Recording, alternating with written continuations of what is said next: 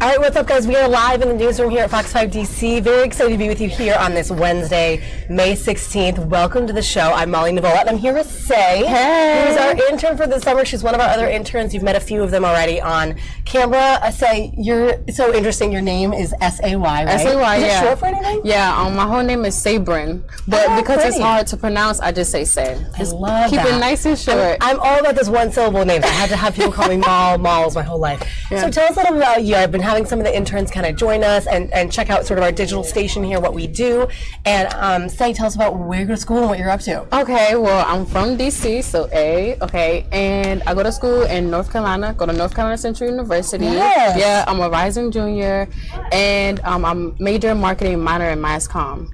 So I'm here to learn how to be a producer. I want to be in the entertainment world. So cool. Yeah. Such great footing to get in producer roles, you know, in local news and stuff. And actually, I can resonate a little bit. I went to college in North Carolina, so big North Carolina. Okay. I'm over here. Yeah. You grew up down there as well? No, but I have like back family that grew up there, and then we came to DC. So great. We have a couple of students this summer, I think, from the North Carolina area, or they go to school down there. So we'll have a few of them hanging out and helping us on digital. So if you're here with us, guys, let us know that you're on the chat, and let us know anything that you're thinking about today as we cover some of the hottest local news and national news, really, stories that are happening live in our nation and around the world. Right now, we have a couple cool streams coming in I don't want to neglect. So I do want to, we're going to talk to Say a little more. We're going to talk some of the hot social topics of the day. But right now, Cambridge Analytica staffer turned whistleblower Christopher Wiley. He is testifying before the Senate Judiciary Committee right now, and we have that live coming in. It's super interesting, juxtaposed with Mark Zuckerberg's testimony that we carried live on our stream weeks ago, and so I definitely want to show a good piece of that. So we're going to jump over to that testimony shortly. We also have really cool, check out this live spacewalk. This is U.S. spacewalk number 50. This is live coverage from Johnson Space Center in Houston. We're going to show you a little piece of that as well. Yeah. So we're going to be jumping around on our different feeds. We have a radar up, of course, because we're still dealing with those thunderstorms in the D.C. area that we've been hit with. Yes, right? So much. It's been crazy. So we'll take it back into the newsroom here for a second. You can see it behind me. We're all bustling, getting ready for the news day on this Wednesday, and Say's going to help me out on digital for a little bit. So let's, without further ado, jump over to this testimony by Christopher Wiley over on the Hill. He's up in front of the mic and giving his sort of side of things, talking about how users' data was used, or he's saying from Facebook, was used to help elect President Trump. That is so it's crazy. We're going to hear more from him before we come back in and talk a little bit more about some of the crazy stories that are going on today, some of the viral memes that are going on, including that. Yanni and Laurel. I know you guys have seen this. It's the next blue-black dress thing, the Yanni and Laurel, what do you hear? It's two audio frequencies on top of each other, and some people hear one thing, other people hear the other, and we have a variety of answers in our newsroom, so we're going to check that out in a little bit. But first, let's jump over to the Senate, and here is Mr. Wiley testifying. Thank you, Mr. Chairman. Welcome to each of the witnesses. Thank you for being here. You know, I think Americans are rightly concerned about privacy and the security of our data.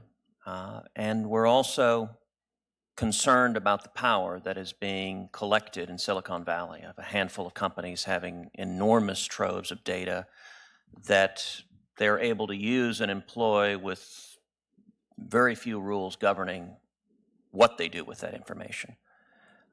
Much of the media attention in recent weeks and months has focused on the data operation of the Trump campaign.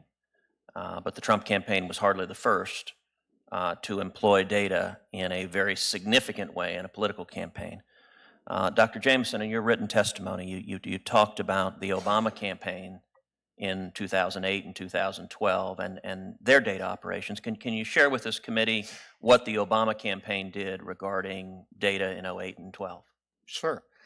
During the 2008 campaign, what they did is they had as an advisor a co-founder of Facebook who helped them understand how they could use Facebook and obtain data from Facebook. And a lot of that work was done by consultants, but that was the center of it. In 2012, the campaign changed its strategy and then pulled all of that in-house and made it much, much more effective. They were able to combine their Facebook data more cleverly, more carefully with other sources of data and do a much better job of understanding what individual voters were like, who was connecting with whom, and how they could understand those conversations. And has Facebook approached access to data on a fair and even-handed manner, allowing candidates from whichever party the same access to data, or have they been more political and partisan players in that regard? I have no knowledge of that. You know, I will note that Carol Davidson, who was the Director of Data Integration and Media Analytics for the Obama for America 2012, she said, quote, Facebook was surprised that we were able to suck out the whole social graph, but they didn't stop us once they realized that was what we were doing. And she also said that Facebook, quote, came to office in the days following election recruiting, and they were very candid that they allowed us to do things that they wouldn't have allowed someone else to do because they were on our side. So that's the head of data analytics for the Obama campaign saying Facebook is giving preferential treatment to the Obama campaign because that's the political side they're on. Did they give the Romney campaign the same access to data in that election in 2012? Not to my knowledge. All right, how about in 2016? There's been a lot of discussion of what the Trump campaign did with data. Did the Hillary Clinton campaign have a data operation? I presume so, but I'm not familiar with what. There was not very much written about her campaign on any of this. So does anyone on the panel know what the Hillary Clinton campaign did on the data side? Does anyone on the panel think that there is a chance in a million years that the Hillary Clinton campaign didn't have a substantial investment in data analytics? Mr. Wiley, sure. So campaigns across the spectrum in the United States use data, and just to your point, when we look at a lot of people are concerned about, for example, the ability of big government to inhibit our liberties and choice. Mm-hmm. Big data can engineer a situation that limits our choice and our freedom, and it's not a partisan issue. So to your point about other parties using types of access on Facebook, I actually agree with you in the sense that there is a substantial risk of distorting the electoral process if a company like Facebook decides to pick a side, whether that is Democrat or Republican. Right. And so the thing that I would hope that this committee and others really internalize is that we're talking about Cambridge Analytica, but it's not a partisan issue. We're talking about the future of how these technology companies operate and the risks to ordinary American citizens and the risks to the integrity of our democratic processes here in the United States and around the world. And that's not a partisan issue. Well, I very much agree with that, and I would note that there is an overlay on top of that Facebook and other social media companies are now the vehicle through which some 70% of Americans get their political news. And so the specter of censorship, I think, is a profound threat to liberty. And so I appreciate this panel being here, and thank you. Thank you for your testimony.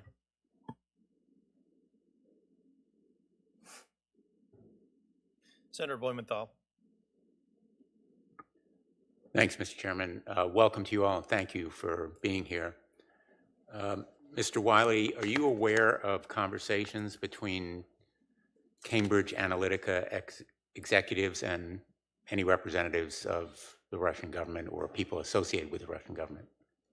I'm aware of meetings that the company had with Lukoil, which has close connections with the Russian government.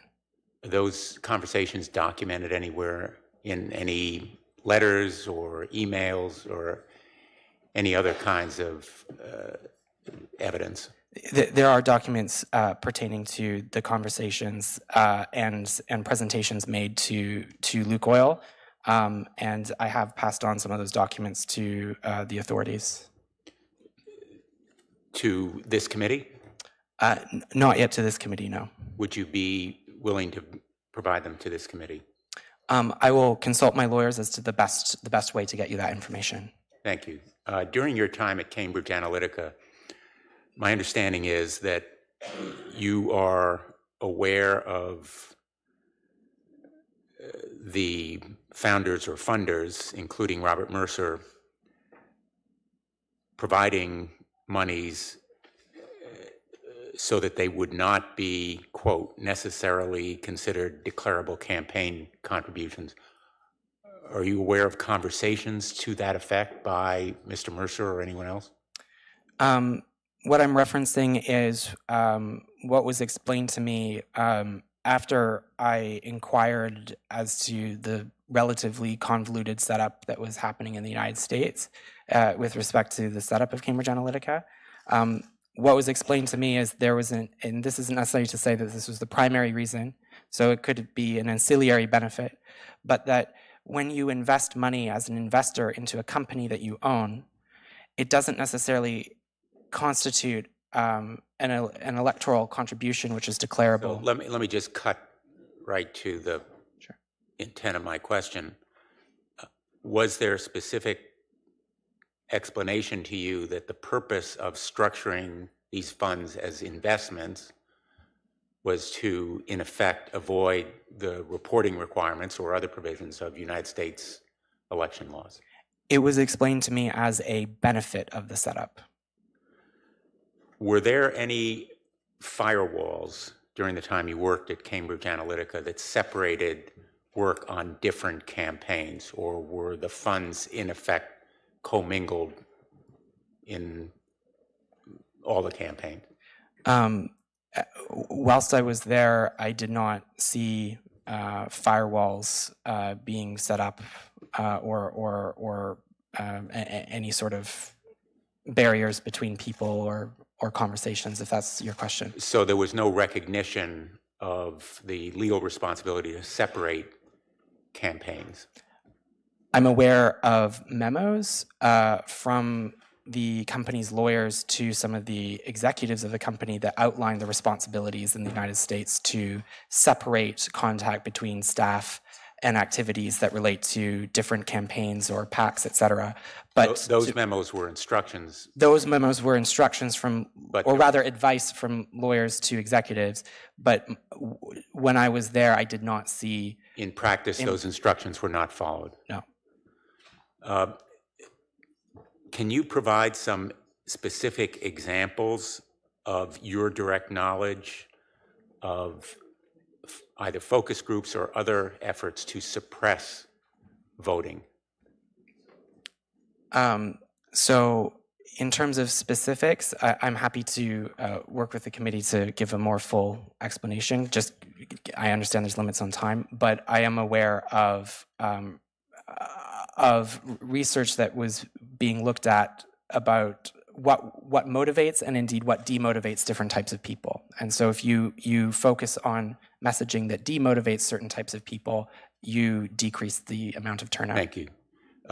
Dr. Jameson, you served as part of the agency landing team in the transition for the Federal Communications Commission for President-elect Trump, correct? Yes. During that time, did you have any contact with Michael Cohn about FCC policy? No. During the transition? Did you ever meet him? No, not to my knowledge. Thank you. Thanks, Mr. Chairman. Senator Harris. Thank you. So we're here today to talk about how Cambridge Analytica obtained sensitive data about millions of Americans from Facebook without users' knowledge or consent, and then used that data to target voters and influence our elections. And there are broader issues of privacy that are highlighted by this incident, and I think it's worth stepping back to pull all this in context for the American public. To put it plainly, most Americans have entered into a bargain with Facebook and other web service providers in which users unknowingly give those companies huge amounts of personal data in exchange for the free service of social networking. In turn, Facebook uses this data to show its users carefully targeted ads, which are the source of 98% of Facebook's revenue. Interestingly enough, this business model makes the Facebook user the product and makes the advertisers the customer. But let's be clear. This arrangement is not always working in the best interests of the American people. First, users have little to no idea just how Facebook collects their data, including tracking the user's location, the device they are using, their IP address, and activities on other websites. To be clear, this occurs whether or not they are logged into Facebook and whether or not they even use Facebook. Let me put this in perspective. In the real world, this would be like someone following you every single day as you walk down the street, watching what you do, where you go, for how long, and with whom you're with. For most people, it would feel like an invasion of privacy, and they'd call the cops. And yes, social network sites technically lay all this out in their terms of service, but let's be honest, few Americans can decipher or understand what this contract means. Second, as this hearing illustrates, Americans do not have real control over the data collected on them, and there's almost nothing that users can do once data is shared with third parties. I believe it is therefore government's responsibility to help create rules that yield a better and more fair bargain for the American people, one that respects their rights as consumers and their privacy. In the meantime, I have a few questions I have for the witnesses today. Mr. Wiley, in particular, you've mentioned there's been a lot of discussion about how Cambridge Analytica targeted African American voters and discouraged them from participating in elections when Steve Bannon was the vice president. What specifically did Steve Bannon or anyone else decide motivates or demotivates African Americans to vote? So it's not just focusing on racial characteristics of people. Actually, when you poll a random sample of African Americans, they're not all the same people. Oftentimes they're very different, have very different lives and different motivators. Mm-hmm. So when you're looking at any program, whether it is motivating or demotivating someone, understanding their internal characteristics is a very powerful thing, because you don't treat them just as a black person, you treat them as who they are. That can be used to encourage people to vote or discourage people to vote. So how specifically then did they target African American voters? Understanding, as you do, that the African American population is not a monolith. How did they then decipher and determine who was African American so they would target them in their intent to suppress the vote? So racial characteristics can be modeled, I'm not sure about the studies that my colleague here was referencing, but we were able to get an AUC score, which is a way of measuring accuracy for race, that was 0.89, I believe. Can you tell me AUC is what? Area under the receiving operations characteristic. It's a way of measuring precision, which means it's very high. Okay. But to be clear, I didn't participate on any voter suppression programs, so I can't comment on the specifics of those programs. I can comment on their existence, and I can comment more generally on my understanding of what they were doing. But those questions are better placed for Steve Bannon. Okay, and I join in the request for any documents you can share with us that are evidence of the conduct you've described.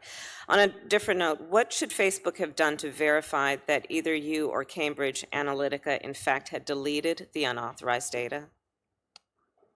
So I can't speak for Cambridge Analytica. I can speak for myself. Please. In 2016, they sent me a letter that said, we're aware that you may still have data from this harvesting program. It informed me that Dr. Kogan actually didn't have permission to use the application that he was using for commercial purposes and only academic purposes. That was actually new information to me. I did not know that at the time.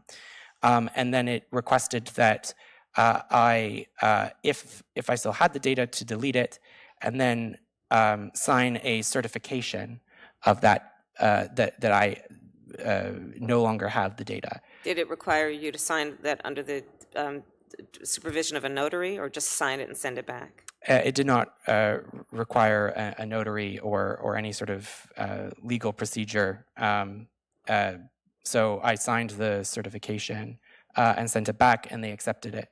Senator Harris, if you want, just as a housekeeping, we will have a vote called around noon. Sure, I have nothing else. On Thank Senate you. time, we know that means we need to be there within about 25 minutes. So I think we'll be able to get the first round. We have Senators Durbin, Hirono, and Booker, and I'm happy to stick around to the end of the vote for anyone if we can agree to 3-minute rounds in the remaining time before the vote's called. Senator Durbin. Thanks, Mr. Chairman. Thanks to the witnesses. Let me say initially, Senator Harris, I thought your presentation on the issue of privacy was spot on. It really described what we are about, at least one of the things we should be about. I asked a question of Mr. Zuckerberg, whether he felt comfortable telling me the name of the hotel he stayed in last night. And after a couple minutes or seconds of hesitation, he said no. I've asked a lot of questions in the Senate. That one got a lot of attention, I think because it really got to the heart of the issue in terms of Mr. Zuckerberg and his own feeling about personal privacy and where he would draw the line. We know, of course, from what Senator Harris has said and what we all know from life experience is the last hotel I stayed in is probably a matter of some record with my name attached to it somewhere, who knows.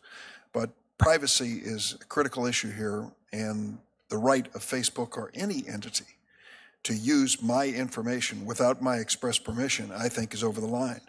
I said to Senator Cornyn, my friend, I met it earlier when he said that he thought consumers were aware when information was being gathered on him, that I'm sure he's wrong. We have now put a little piece of electric tape over the camera on my laptop. Good. Most people do now because they're being watched and they may not even know it. But there are two other issues here that I'd like to spend a moment addressing. And one of them relates to Mr. Nix. Mr. Nix is a British national, is that correct? Yes.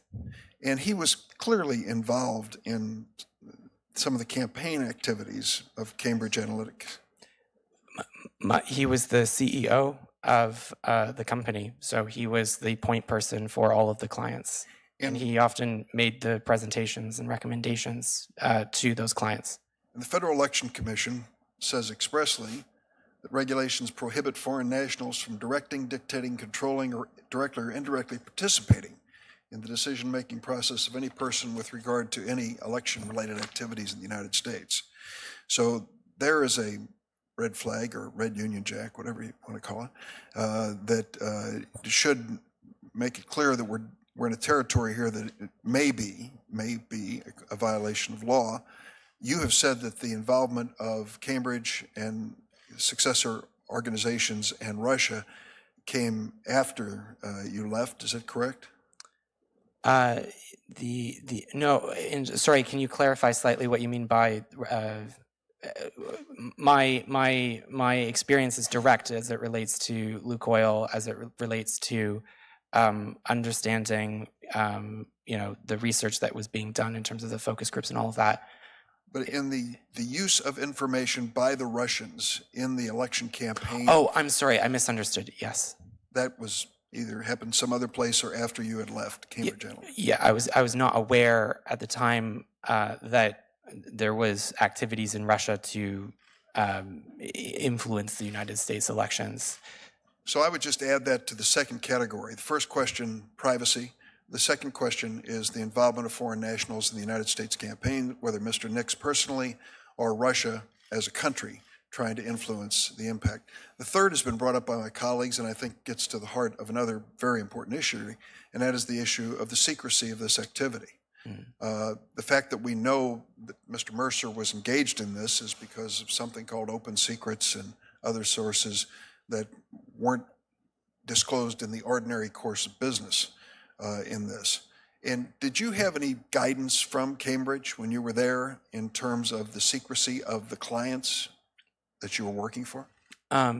So to your first point about non-U.S. nationals working in U.S. elections, Cambridge Analytica received formal legal advice, and which I've disclosed to the media.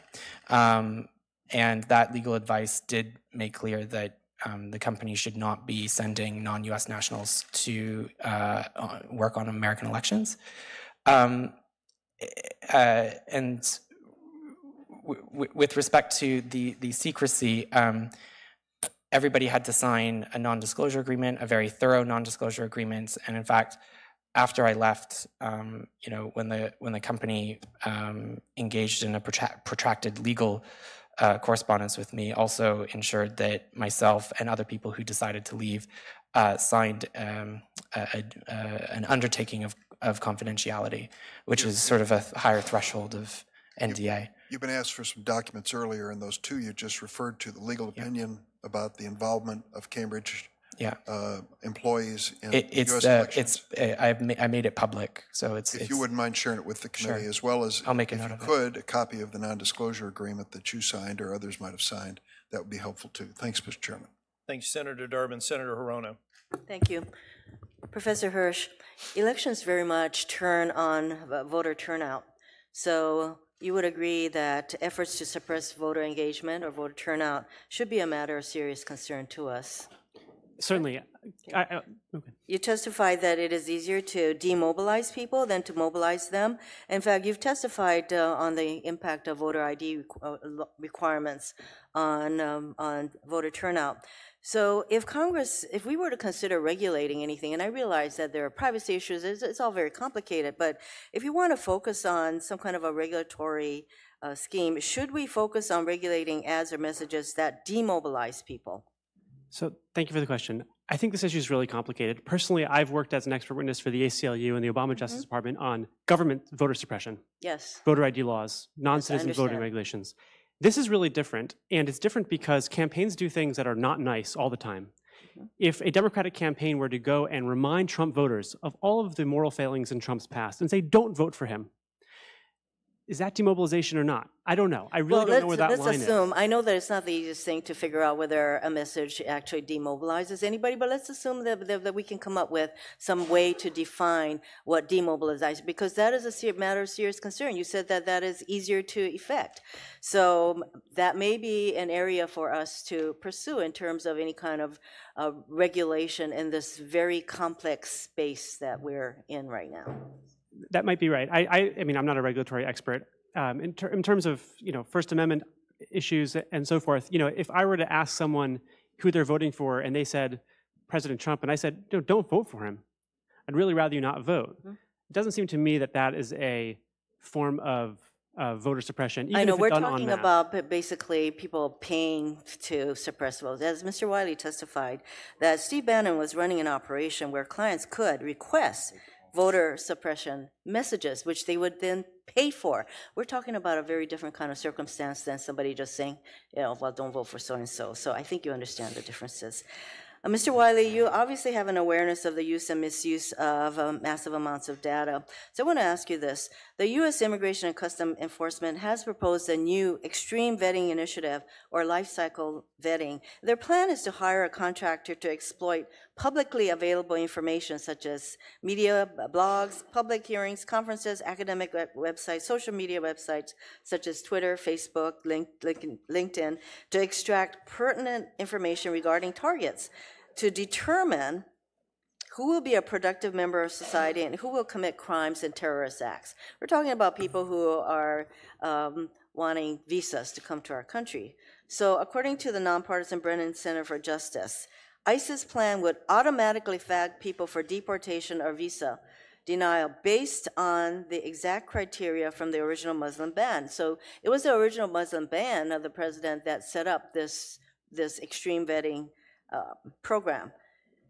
And so do you think that that kind of prediction of human behavior as to whether somebody is going to become an upstanding contributing member or whether that person is likely to become a terrorist or become a criminal is even possible from the sorts of information that could be available to the U.S. government? So 2 points to that. There is no universal definition of a bad person, and therefore it is a social construct, and it is laden with people's moral judgments. So there is no mathematical way to determine whether someone is a bad person in the abstract, in the sense that there is no universal definition of a bad person.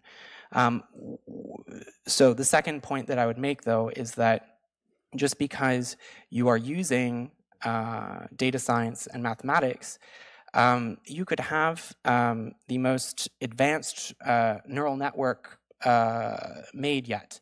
But if the underlying training set for that algorithm uses systemically biased information, so for example, if you're looking at criminal justice statistics and you have a model that ends up predicting that this particular African American is more likely to commit a crime because more African Americans end up in prison, you create an algorithm which is simply reflecting social and moral biases of the data sets and the people making it. I think that the predictive value of what the government is pursuing is very questionable and problematic in terms of all kinds of issues, privacy, you name it, and the accuracy and the validity of that kind of initiative. And yet they are pursuing it, by the way. So I think it's very problematic.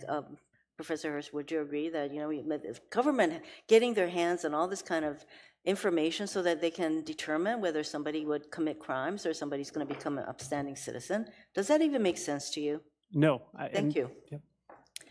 Thank you, Mr. Chairman. Senator Booker. Thank you very much.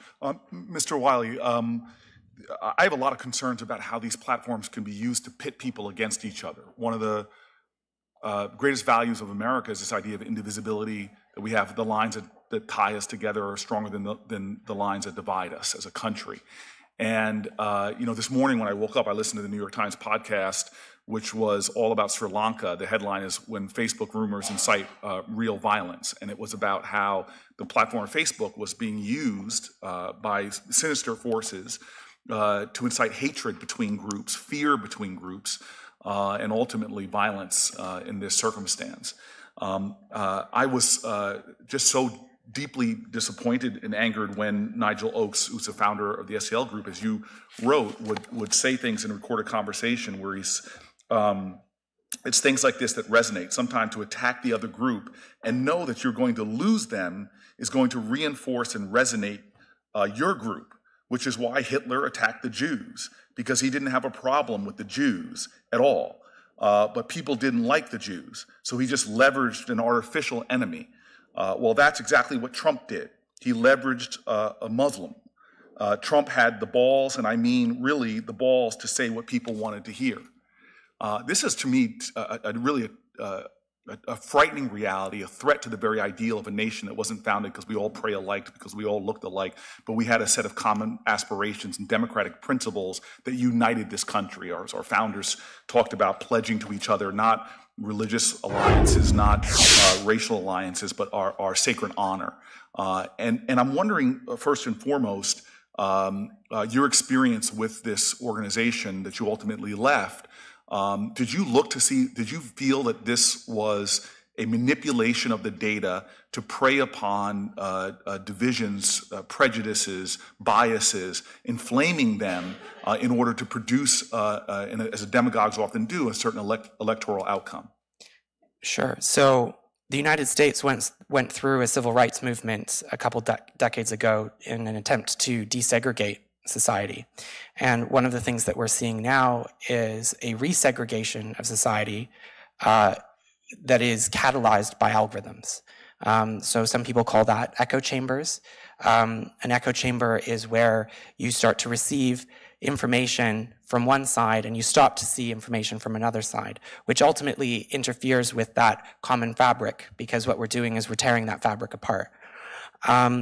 With respect to what Cambridge Analytica was doing, it was looking to find ways of exploiting certain vulnerabilities in certain subsets of the population, so not everyone, certain subsets of the population, to send them information that will start to then remove them from the the public forum, if you will, where they start to see more and more conspiracy theories, or they start to see more and more vitriolic messaging, and they start to internalize that messaging, and they start to discount mainstream media. And in fact, if there's enough money being spent on targeting these individuals, they'll stop seeing any mainstream media online. And from that point, they've now been removed from the public forum.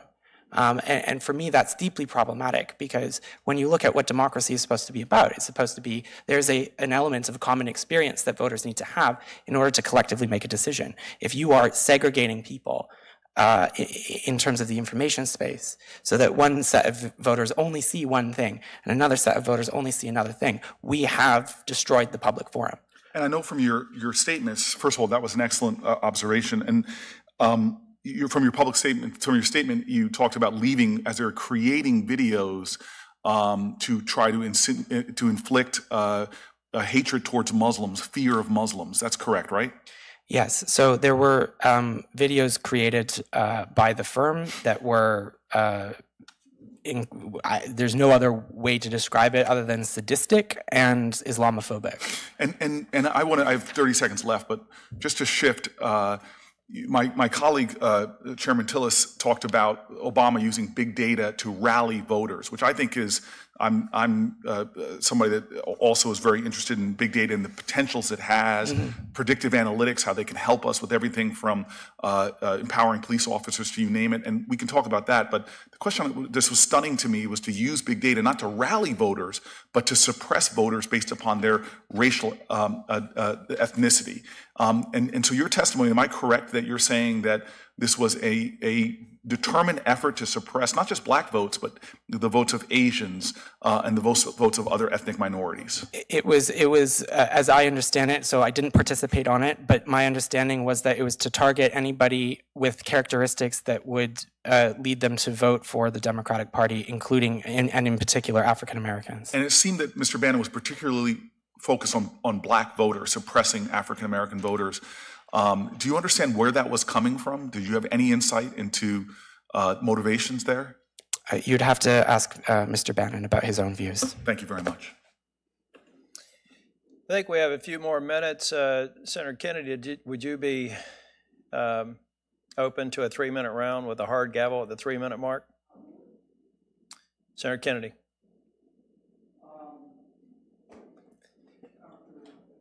Dr. Jameson, thank you, Brittany. Dr. Jameson, I want to be sure I understand your testimony.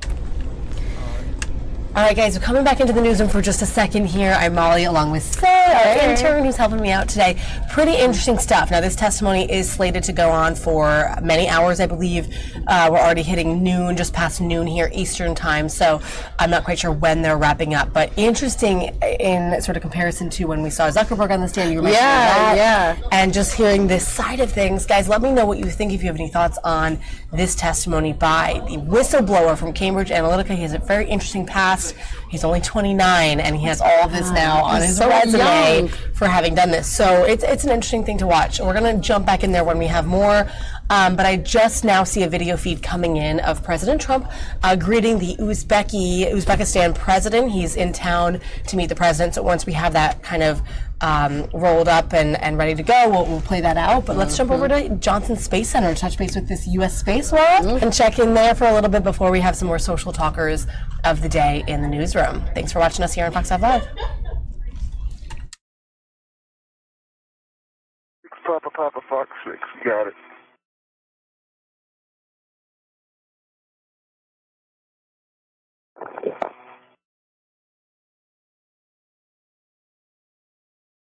Hey, Butch, you ready for an inventory? I'll give you something.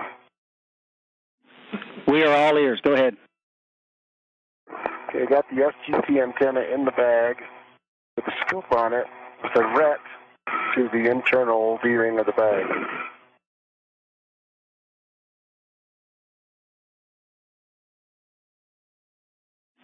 All right, super.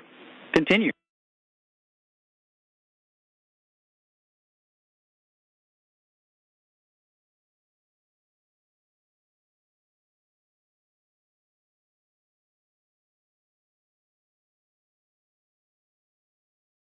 Nice job today, really.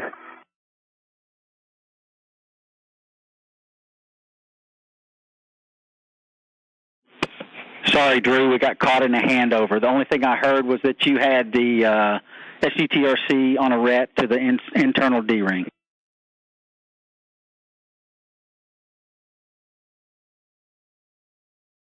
Got a large, small on the bag, external. I've got a ret that goes into the bag. It's attached to an internal D-ring that comes outside and is actually just attached to the handrail. and probably just goes to the ball stack, but I just want to mine instead. So I've got a adjustable ret that goes to the scoop. External is on the bag. I think I already called out the ball stack attached to the handle. So there's one extra ret, and that's one of mine that attaches the ball stack to the scoop.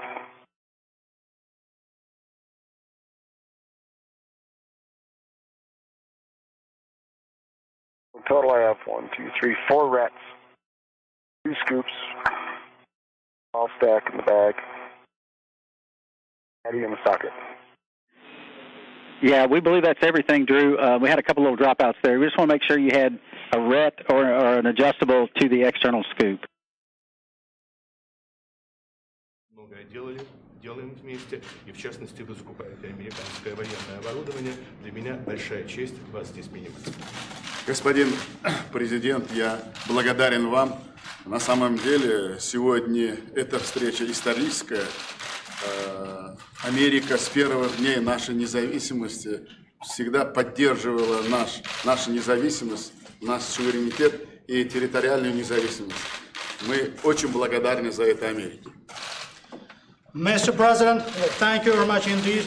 Indeed, today we are having a very historical meeting, and we know that the United States of America, since the early days of the independence of the Republic of Uzbekistan, has always supported the independence, sovereignty, as well as the territorial integrity of Uzbekistan. Indeed, we do highly appreciate this fact. Наши отношения после выборов президента Америки и Узбекистана поднялись на совершенно новый уровень.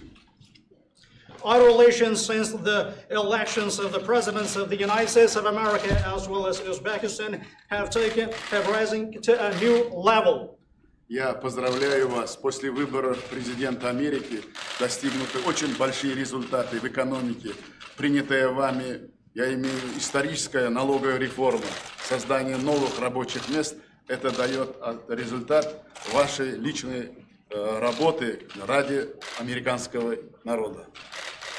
Mr. President, I do congratulate that since the latest elections of the President of the U.S. here in your country, you have been achieving the very outstanding results in the economic sphere, as well as I do congratulate on the adoption of the historical tax reforms in terms of the creation of the new jobs here in America, as well as this is the result, as well as outcomes of your personal work indeed, Mr. President, for the welfare and the prosperity of the American people. I agree 100%. Я согласен на 100%.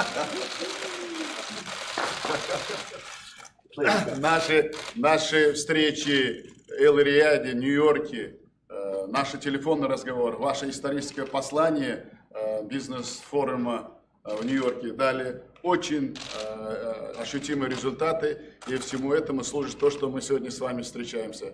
Сегодняшнее принятие совместного заявления Соединенные Штаты и Америки и Узбекистан, новая эра стратегического партнерства. Это само название говорит о себе. Indeed, Mr. President, since our latest meetings with you, which take place in Riyadh, as well as the New York City, well, at the same time, the telephone conversation that we have last year, and this is today the historical meeting, as well as the historical message that you have sent to the business forum that we have held with the American side in the New York City, have yielded very tangible results and has served the meeting that we are today having with you, Mr. President. And today I'd like to underscore once again that the joint statement is between the United States of America and Uzbekistan underlined as the new era for strategic partnership between Uzbekistan and the United States of America. The naming itself of this joint statement speaks for itself. На самом деле, как вы сказали, у нас очень за 1,5 года изменилась инвестиционная составляющая. Мы очень много технологий, оборудования покупаем и Америки. И сегодняшний исторический визит мы подписали соглашение с ведущими компаниями Америки около $5 миллиардов. Это говорит о том, что наше стратегическое партнерство – это новая эра, начало стратегического партнерства – это серьезные намерения, далекую перспективу. Я еще раз вам благодарен за такой теплый прием. Большое вам спасибо. Mr. President, indeed, for about the past 1.5 years, we have been closely engaging with the United States of America in terms of the investments, and lately we have been procuring from the U.S. a lot of technology as well as the equipment. As I have already underscored, this is today a very historical meeting, and Mr. President, as a part of this historical visit to the U.S., we have been able to sign the contracts and agreements with the leading U.S. companies worth $5 billion. As I have told you already, that the strategic partnership, this is the new era of the strategic partnership between Uzbekistan and the U.S. And in this very regard, I would like to say that we've got very serious intentions for the years to come, for the perspectives. And Mr. President, I'm taking this fine opportunity to thank you indeed for the warm welcome here in the U.S. Thank you very much. Спасибо. Большое спасибо. Thank you very much. Thank you very much,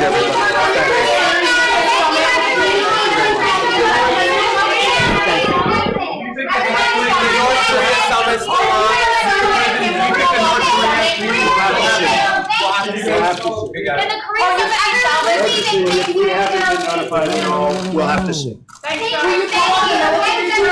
We haven't seen anything. We haven't heard anything. We will see what happens. Whatever it is.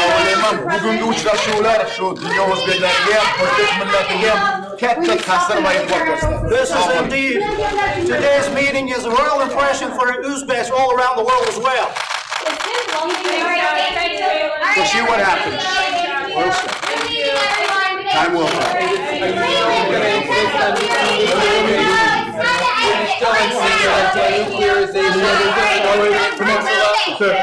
Time to go. Please go. Thank you very much, everybody. Thank you. Have fun. Please go.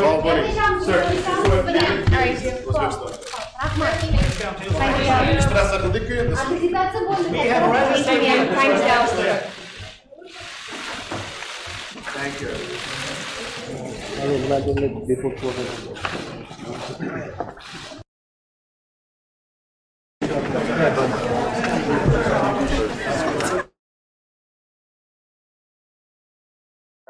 Opening the bag would not be easier right now. That's what I'm trying to avoid at all costs.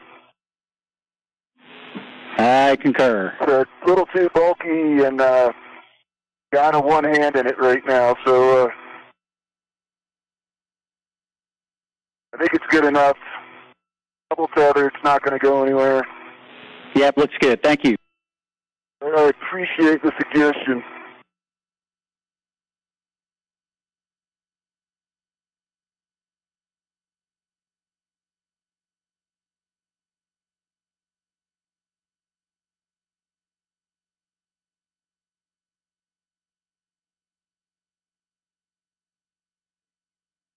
I have the bag on my VRT rack, releasing the other adjustable.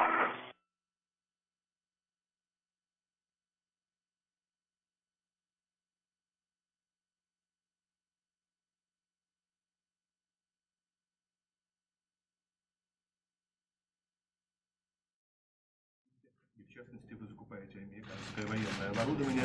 Для меня большая честь вас здесь принимать. Господин президент, я благодарен вам.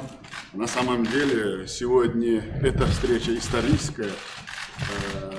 Америка с первых дней нашей независимости всегда поддерживала нашу независимость, наш суверенитет и территориальную независимость. Мы очень благодарны за это Америке. Mr. President, thank you very much indeed. Indeed, today we are having a very historical meeting, and we know that the United States of America, since the early days of the independence of the Republic of Uzbekistan, has always supported the independence, sovereignty, as well as the territorial integrity of Uzbekistan. Indeed, we do highly appreciate this fact. Наши отношения после выборов президента Америки и Узбекистана поднялись на совершенно новый уровень. Our relations since the elections of the presidents of the United States of America as well as Uzbekistan have risen to a new level. Я поздравляю вас. После выборов президента Америки достигнуты очень большие результаты в экономике. Принятая вами, я имею историческая налоговая реформа, создание новых рабочих мест, это дает результат вашей личной работы ради американского народа. Mr. President, I do congratulate that since the latest elections of the President of the U.S. here in your country, you have been achieving the very outstanding results in the economic sphere, as well as I do congratulate on the adoption of the historical tax reforms in terms of the creation of the new jobs here in America, as well as this is the result, as well as outcomes of your personal work indeed, Mr. President, for the welfare and the prosperity of the American people. I agree 100%. Я согласен на все 100%.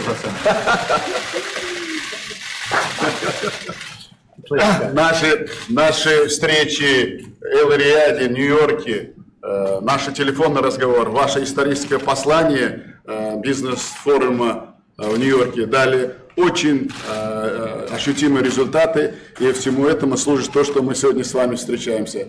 Сегодняшнее принятие совместного заявления Соединенные Штаты и Америки и Узбекистан, новая эра стратегического партнерства. Это само название говорит о себе. Indeed, Mr. President, since our latest meetings with you, which take place in Riyadh, as well as the New York City, while at the same time the telephone conversation that we have last year, and this is today the historical meeting, as well as the historical message that you have sent to the business forum that we have held with the American side in the New York City, have yielded very tangible results and has served the meeting that we are today having with you, Mr. President. And today I'd like to underscore once again that the joint statement is between the United States of America and Uzbekistan underlined as the new era for strategic partnership between Uzbekistan and the United States of America. The naming itself of this joint statement speaks for itself. На самом деле, как вы сказали, у нас очень за 1,5 года изменилась инвестиционная составляющая. Мы очень много технологий, оборудования покупаем и Америки. И сегодняшний исторический визит мы подписали соглашение с ведущими компаниями Америки около $5 миллиардов. Это говорит о том, что наше стратегическое партнерство – это новая эра, начало стратегического партнерства – это серьезные намерения, далекую перспективу. Я еще раз вам благодарен за такой теплый прием. Большое вам спасибо. Mr. President, indeed, for the past 1.5 years, we have been closely engaging with the United States of America in terms of the investments, and lately we have been procuring from the U.S. a lot of technology as well as the equipment. As I have already underscored, this is today a very historical meeting, and Mr. President, as a part of this historical built with the school officials and the law enforcement, the first responders from the fire department as well, and EMS. It's been a great coordinated effort between everyone, and I cannot tell you that in an incident like this how critical that is, and to be able to think swiftly on your feet during an incident is just amazing to me. I couldn't be more proud of everybody that was involved in this. It's certainly a horrific event that took place today. However, it could have been a lot worse, and because of the efforts of the school resource officer and the school themselves and the way they responded, it ended up like it did. So thank you very much. I'm now going to introduce our Lee County State's Attorney, Matt Klon.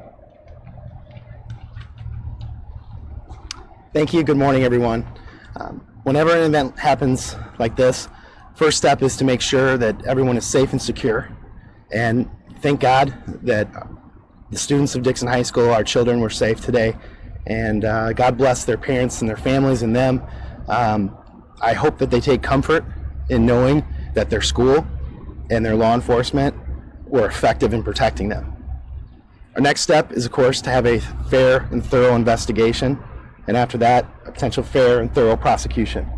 While we can't share any details right now, that is exactly what's going to happen in this case. I think the city of Dixon, Dixon schools, and Lee County have a lot to be proud of today, and I can't say enough about the schools and the law enforcement response. I would now like to introduce Margot Empen, the Dixon School Superintendent. On behalf of Dixon Public Schools, the Dixon Public School family, we just wanted to take a moment and thank our local law enforcement for the training that has been ongoing to all of our schools. And as a result, as they said, things went very well today because of that training.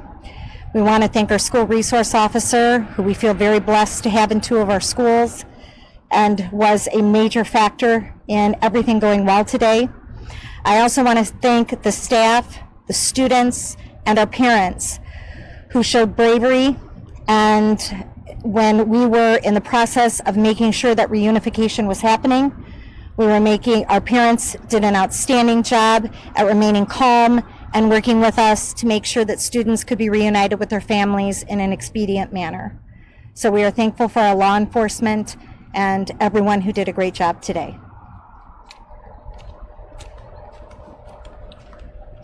That is going to conclude our press briefing. As I mentioned, there are investigations underway, so we're not going to take questions at this time. If you have additional questions or follow-ups, please direct them to the police chief or to the city manager's office. What I can promise is as soon as we can get more information to you, we will do that. But obviously there's legal and ethical things that we have to follow over the course of the investigations. Again, there won't be any questions, but please, if you have follow-ups, direct them to the city manager or the police chief. Thank you.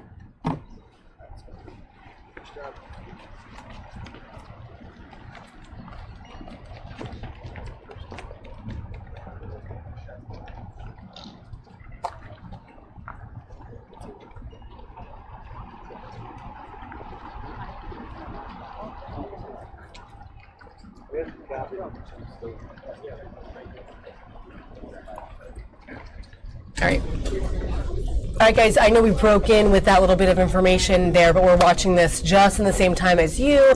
Apparently, a former student came into Dixon High School, that's in Lee County in Illinois, and opened fire or threatened to open fire, and a police officer there shot him and injured him with the gun. But he's good. He's in good.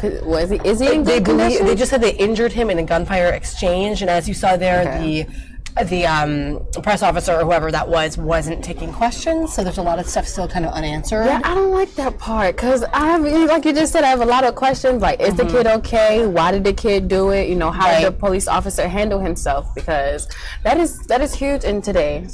Yeah, guys, so all we know right now, just from reports that we're kind of reading coming in, and this was obviously very abrupt, that just kind of came up on our screen, that the gunman in the conversation was struck and taken into custody and is currently receiving medical treatment. Again, this was a high school in Illinois, and they're saying, some articles that I'm reading are saying this ultimately prevented what could have been a more violent attack on the school. Which is a great that it was stopped. Which is a good thing. So the officer was believed to stop the attack and escape the incident without injuring any other students or staff, which is a good thing as well. So that's what we know right now as far as Dixon High School. That's about 80 miles from Chicago Public School in Illinois, where something, possibly some type of attack, was thwarted this morning, early this morning, Wednesday morning. So pretty interesting. Ooh, the things that goes on in this world. I know, and we've been obviously seeing a lot of this in the news, so it's a good thing that this one was sort of thwarted in that way. So if we do have any more press conferences, guys, or any other questions answered regarding this attempt, we'll definitely bring that to you live as well. All right, we're going to take a short moment here. It looks like they're kind of setting up for something else, possibly another press conference to come down the road this afternoon. But before we do that, we'll talk some more social news coming up shortly. All right, our stream just switched. So we'll take a quick moment here, reset, and be back with you in just a second.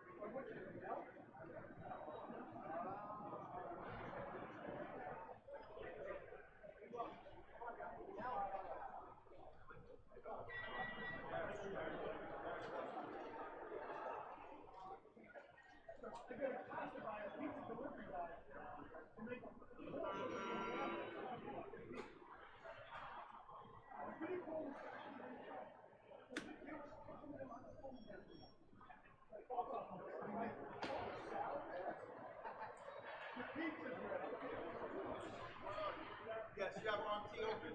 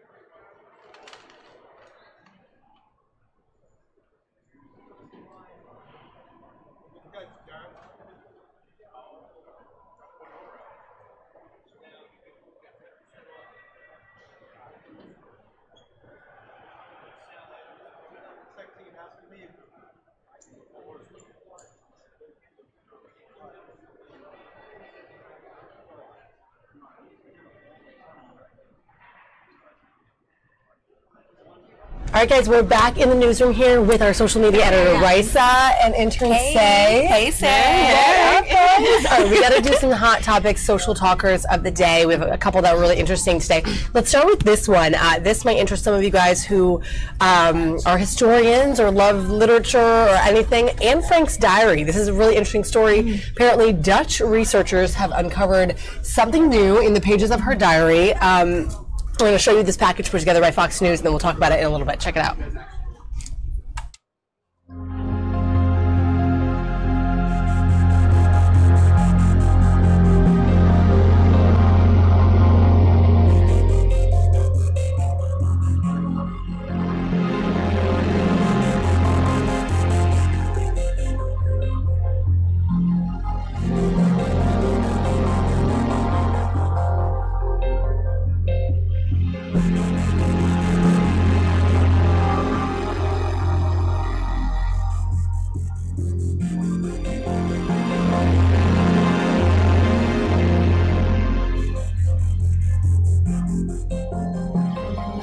maken wij bekend dat er nieuwe, tot dusver onbekende teksten van Anne Frank openbaar worden gemaakt.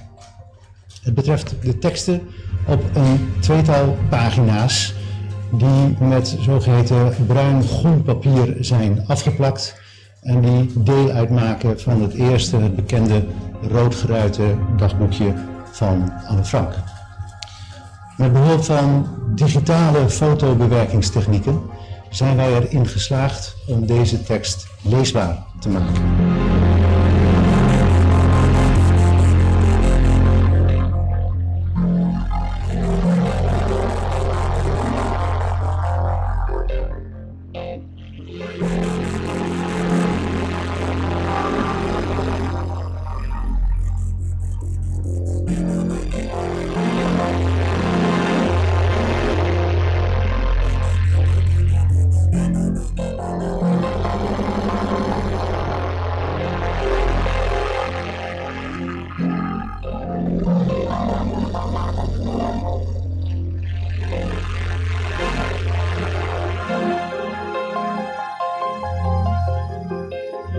The text that we have reviewed today, I don't think tells us something new about Anne Frank. I think it's very much similar to the text that we already know from her and from those parts of the diary that we know before. With the exception perhaps of the fact that she is creating in these pages, it's an example of how she creates a fictional situation that makes it easier for her to address the sensitive topics that she writes about, her own sexual development, some sexual connotation, jokes with a sexual connotation. And you can see, and that's what she's doing later on in the diary as well, creating a kind of fiction, like Dear Kitty, in order to address topics that might be kind of sensitive.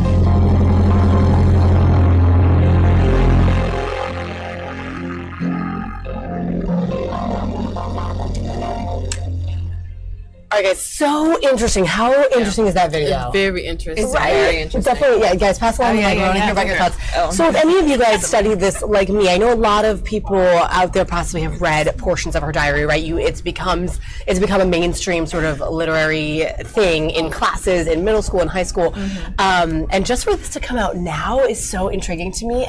And to me, just like they said in this digital video, it doesn't necessarily show you a different Anne than what we learned about. She was always, she was young, but she was sort of ahead of her time. And she was thinking about deep things like this and relationships and love. What do you guys think about this, like, uncovered now? Isn't it crazy? Sorry. Yeah, no, it's wild. I just want to point out how eerie that song was in the video. It made it sound so sad. It made it seem sad, but it's very lighthearted discovery is how I view it. Like, go ahead, Anne. with the way she perceived sex, and like we also talked about, you know, becoming a woman and what that leads to.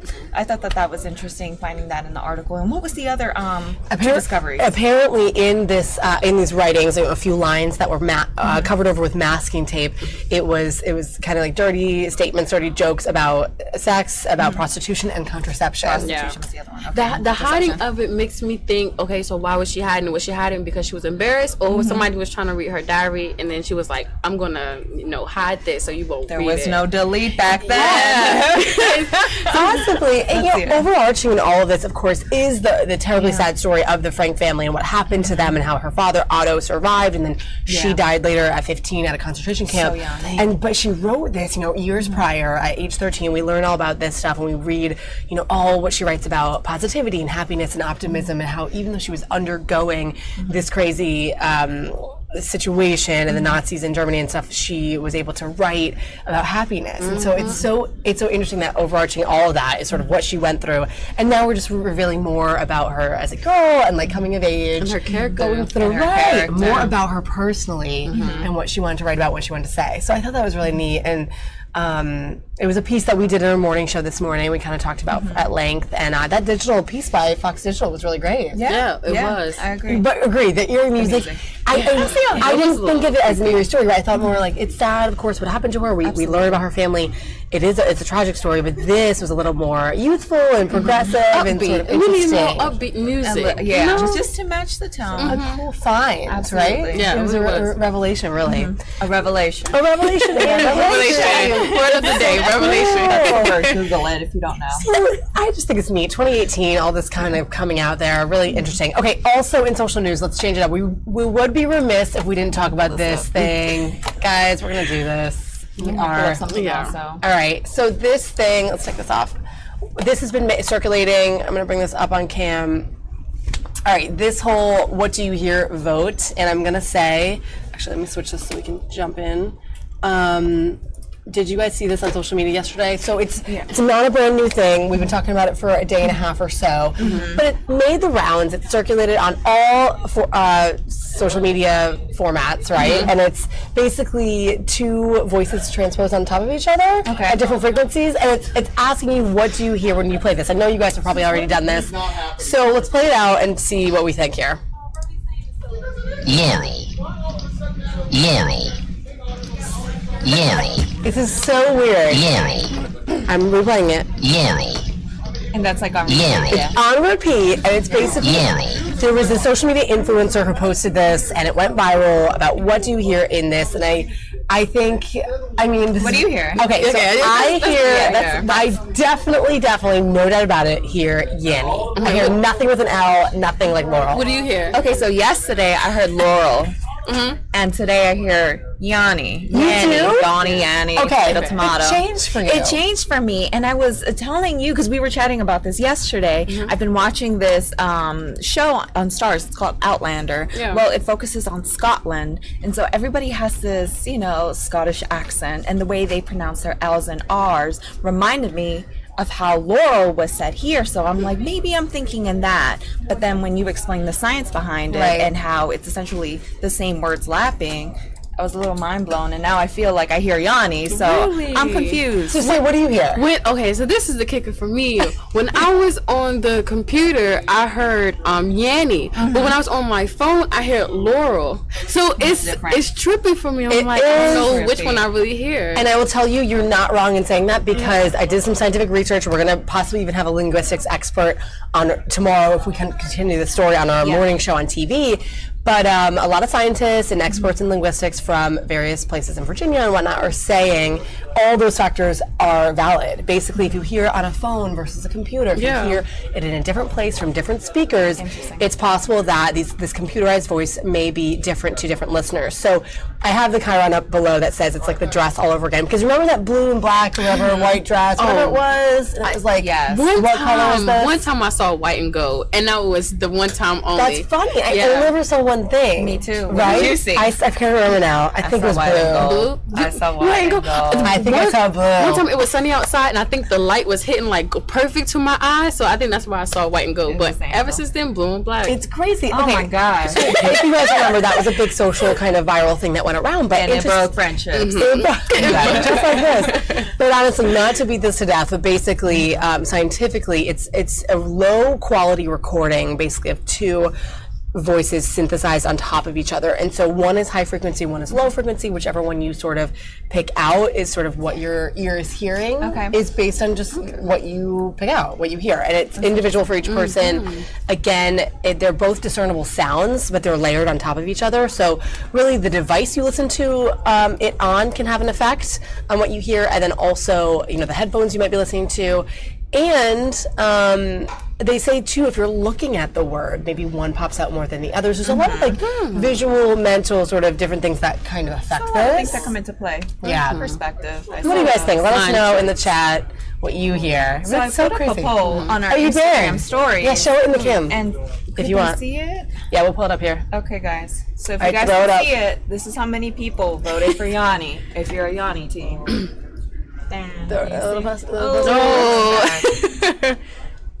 Real quick, catch it. 70%. 70% of people voted Yanni. Or Yanni. Yanni. Now if Yanni goes, it's a white, like long Yanni. But then our Yanni that used to work here, how was it spelled? I think because he was Greek, it's Y-A-N-N-I, and he's the Ya.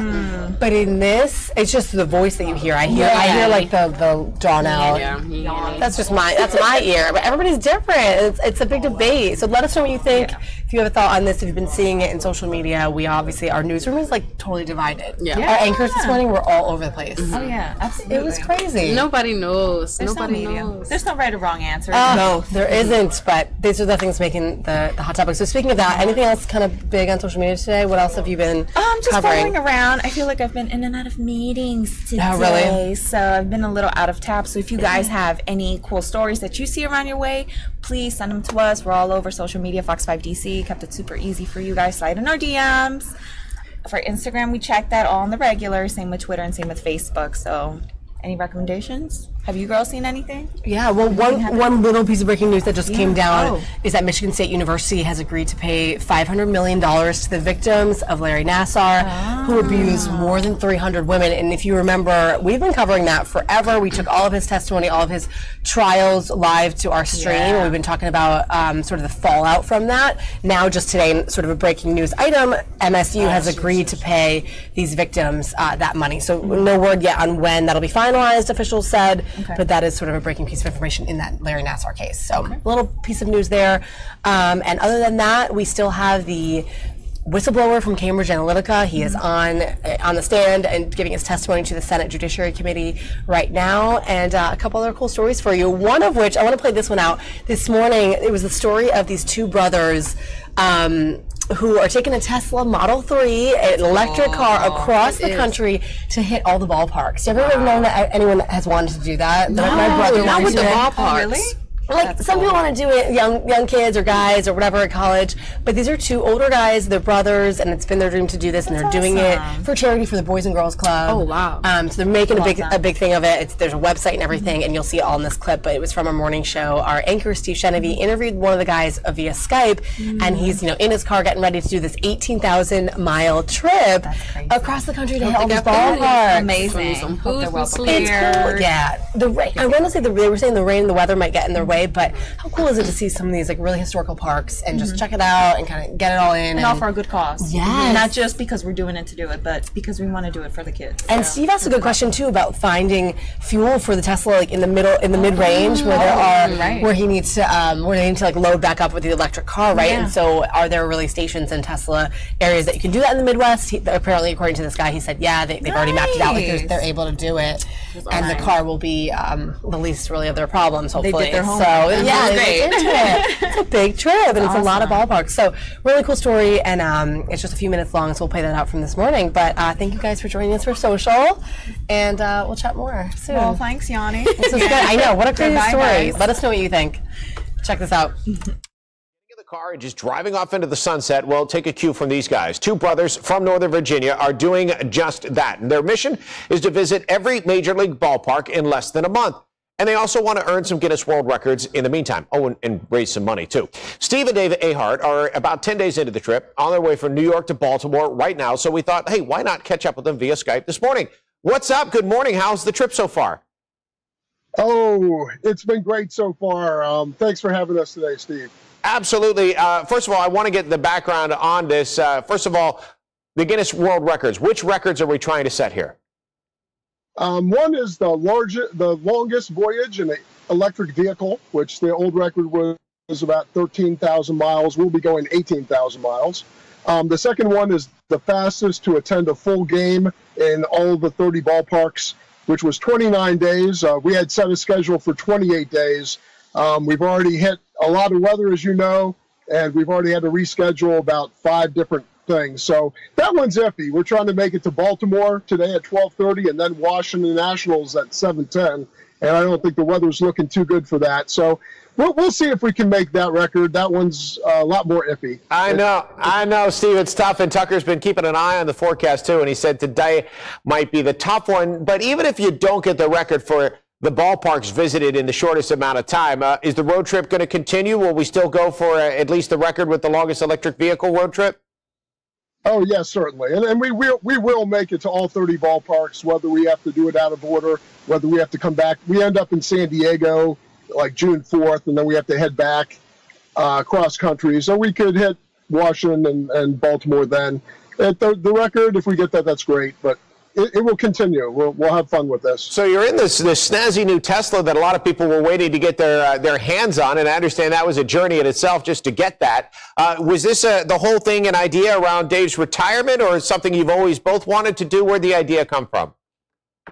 I think, first of all, Dave is a huge baseball fanatic, and he did recently retire, and so that's kind of how it came about. We were thinking about driving around and seeing a few games, and then with me getting the Tesla Model 3 about the same time, we said, okay, let's do this in the Model 3. Let's raise awareness of the public of electric vehicles. A lot of people think of electric vehicles as being kind of a half of a car that can go short distances and wouldn't think about going on an 18,000-mile road trip. And we're trying to show that, yeah, it's not even feasible, not only feasible, it's a lot of fun. It's a great car. And electric vehicles are the future. Well, what's cool, Steve, too, is you guys have put up, and I understand another sibling of yours is working the website while you guys are on the road. It's a pretty cool interactive website where folks can follow along, but you're also trying to raise some money out there. It looks like more than $7,000 raised so far, so you're off to a great start. Yes, we're trying to raise money for boys and girls clubs, the chapters in each of the Major League Baseball cities. So if people go to the website, they can choose if they're from Washington, D.C., they can pick the Washington, D.C. chapters or Baltimore chapters or to the national organization. You guys are Nationals fans, which is fantastic. Have you, as you get a tour of the other ballparks out there, and I know we're only part way into the trip, anything stand out for you so far? Oh, I mean, we've been lucky enough to start out in Wrigley, and that's a great field, and we've been to Fenway. And those are the two classic ballparks. Great experiences. The new one in Pittsburgh, PNC Park, was great. We were at Citi Field last night in New York for the Mets. It's great. They all have different characteristics and a different feel, and it's just nice to go to each of them. Well, Steve, we wish you the best of luck. We'll let you go now as you continue on your journey back here to the nation's capital before you head out to the West Coast. No concerns with the electric vehicle when you get in the midsection of the country that you won't be able to find power? No. Tesla has a great supercharging network along all the highways. We've had absolutely no problems. It has an onboard computer, kind of lets you know where everything is, and it's been just dead on accurate. So I've been very pleased. It's been a pleasure. Safe travels. We'll keep following on the website, and we'll see you when you get back here to Washington and Northern Virginia. Oh, great. Well, thanks for having me. Absolutely. Steve Ahart.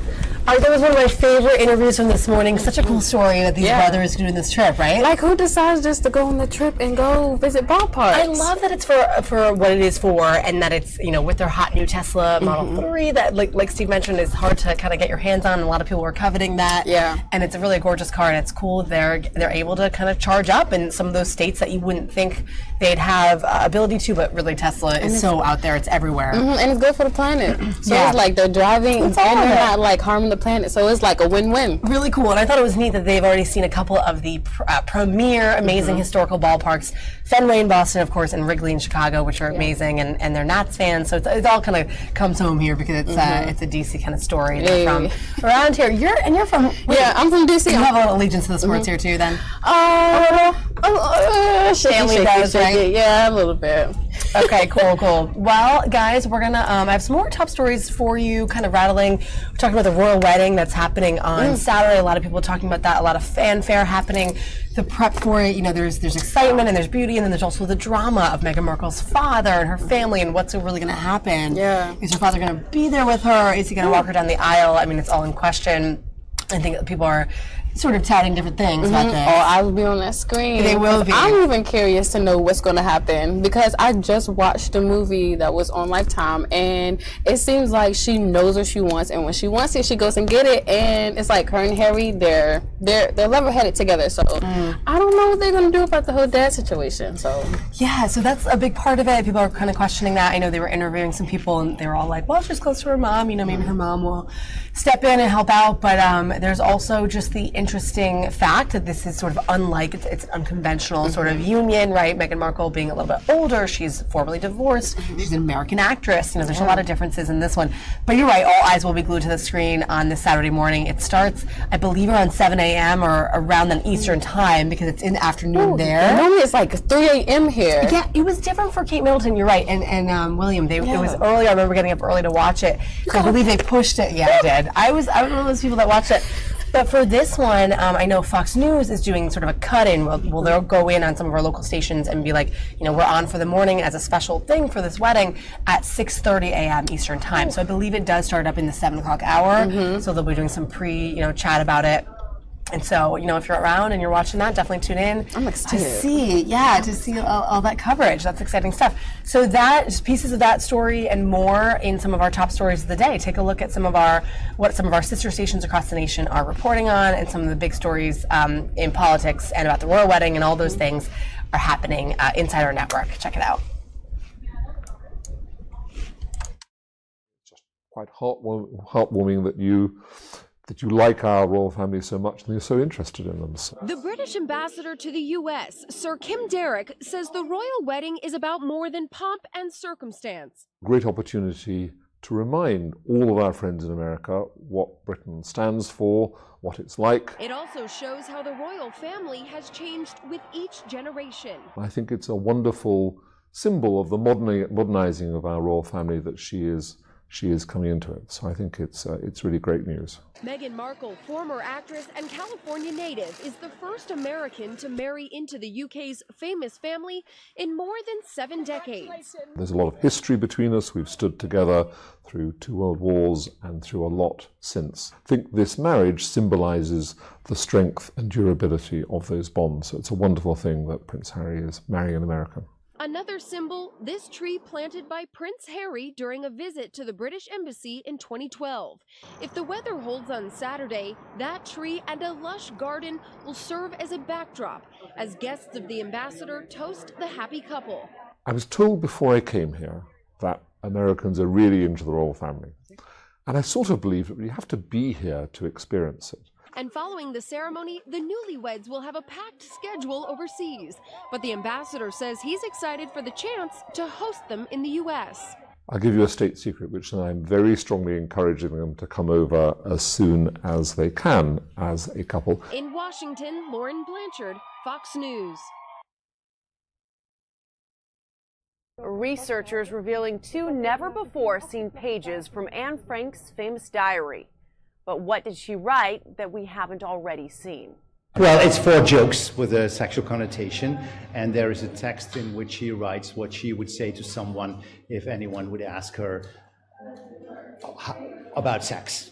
Frank, a Jewish 13-year-old, wrote her diary while hiding from the Nazis with her family and 4 others, crammed in a secret attic from July 1942 to August 1944. She creates a fictional situation that makes it easier for her to address the sensitive topics that she writes about. Topics like the mechanics of sex and details of what she knew about prostitution.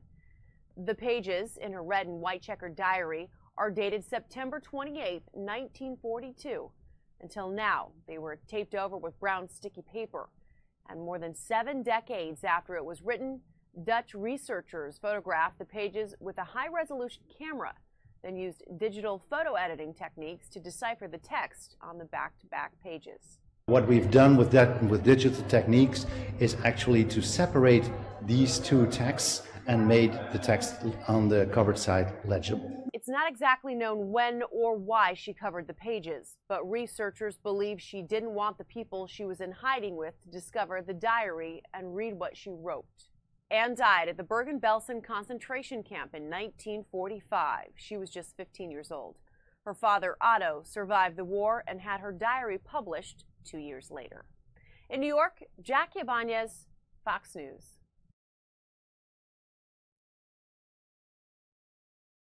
Demonstrators returned to the Gaza border again today, though in fewer numbers. At least 2 Palestinians died and more than 130 were wounded in clashes with Israeli troops.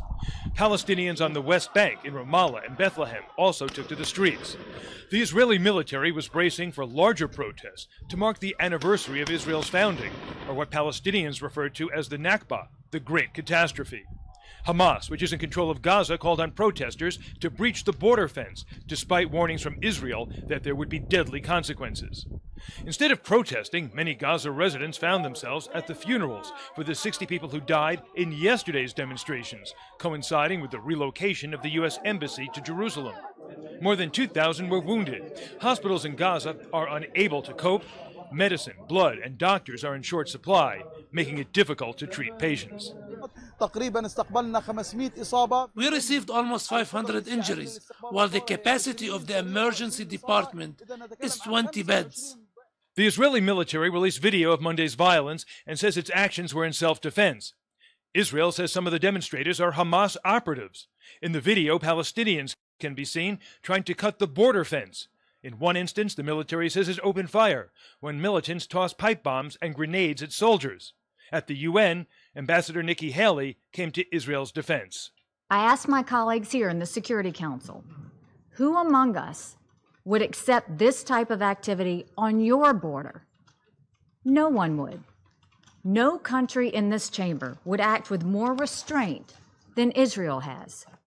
The Palestinian UN ambassador also addressed the council, asking diplomats how many Palestinians have to die before you take action. In another development, the Palestinians say they are recalling their U.S. ambassador in protest over the relocation of the U.S. Embassy to Jerusalem. In Jerusalem, David Lee Miller, Fox News.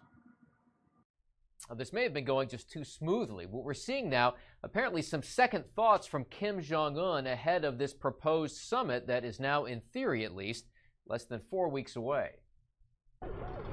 Officially, at least, this is the reason North Korea may be balking. Continued military exercises between the U.S. and South Korea. Will that actually scuttle talks now between President Trump and Kim Jong-un?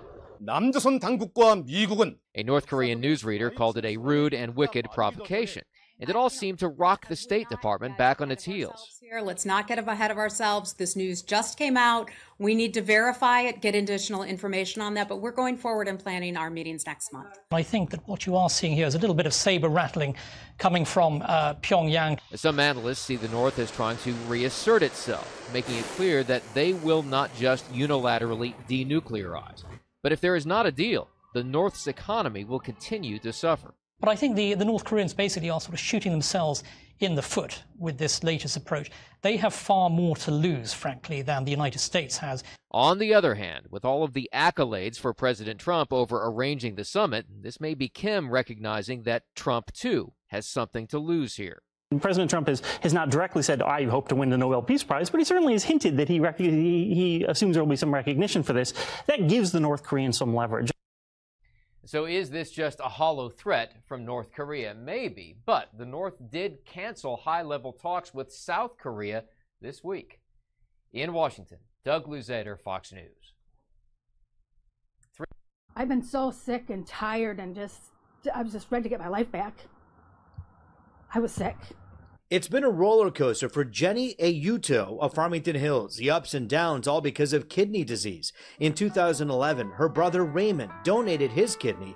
He was a match, but then after 3 years, complications, the kidney failed. When I found out that the kidney was failing, it's the same idea as your kid not doing so well at something. You just feel awful that you can't do more. But her brother's kidney served her well, saving her, giving her a new lease until its time expired. Now she needed a kidney again. Things were tough in the Ayuto household. And we were in and out of the hospital a few times, going through emergency room, and a lot of times she'd be there for a week or so in the hospital, and I was taking care of the house. But he was about to take care of more than their home. In sickness and in health, he had a hunch. No match was found so far. They looked on social media, family, and finally, he asked her. And he kept bothering me, so I'm like, just go in. And he gets a call, he's like, I match. It's like, oh my God, I can't even believe it. I should have let you go in a year ago. What's the odds? I didn't think he would match me. I found out it was a match on July 31st, and right away I started riding the bike to lose weight and started dieting, and I lost 55 pounds in the process. So this whole thing might not only have saved her life, it could have saved mine. On April 25th, husband and wife prepped for surgery. He gave up a piece of himself, her body ready for a new lease, a new kidney. With a lot of heart, a lot of faith, and a lot of love, the kidney transplant was a success. I'm back. Ready. Crazy. And it's because of your husband. It's because of my husband. Unbelievable. Dave convinced he and his wife were meant to meet, marry, and match. From the very start, I was supposed to be a match, and I was supposed to donate this kidney to her. So if you'd like to get tested to see if you could be a donor for somebody else, all you have to do is go to the National Kidney Foundation's website, www.kidney.org. Roop Raj, Fox News.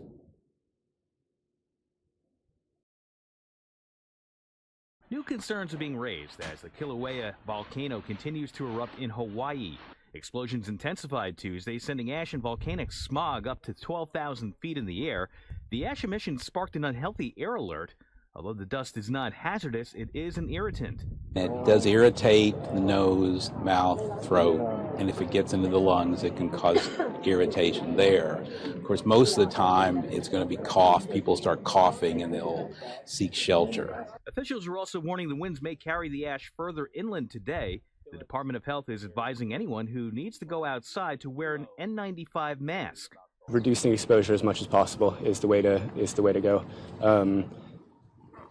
If you don't need to be out in it, don't be out in it. But the masks offer no protection against harmful vapors. Residents are already dealing with toxic gas seeping from the 20 active fissures. Nearly 2,000 people are under forced evacuations, and those not in the evacuation zone are sleeping with masks by their bed in case winds change and they're hit with the toxic fumes. The lava, which has become hotter and is moving faster, has destroyed about 36 homes and structures. Homeowners are now questioning their insurance coverage. Insurance companies generally will not cover homes in the Leilani estates due to the high risk of lava, and many people forego the lava coverage due to the high price tag, about $3,000 a year. The volcano has caused an estimated $5 million in tourism losses, and business owners are urging people not to stay away. It's disappointing to us as an island. In New York, Chris DeMeo, Fox News.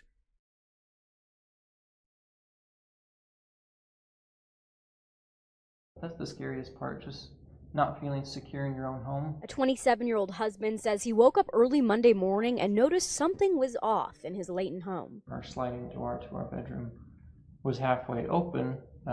Certain things in my mind kind of triggered red flags. When he checked his recently installed nanny cam, he was shocked to see a man walking around his bedroom while his wife and infant son were asleep. It terrifies me.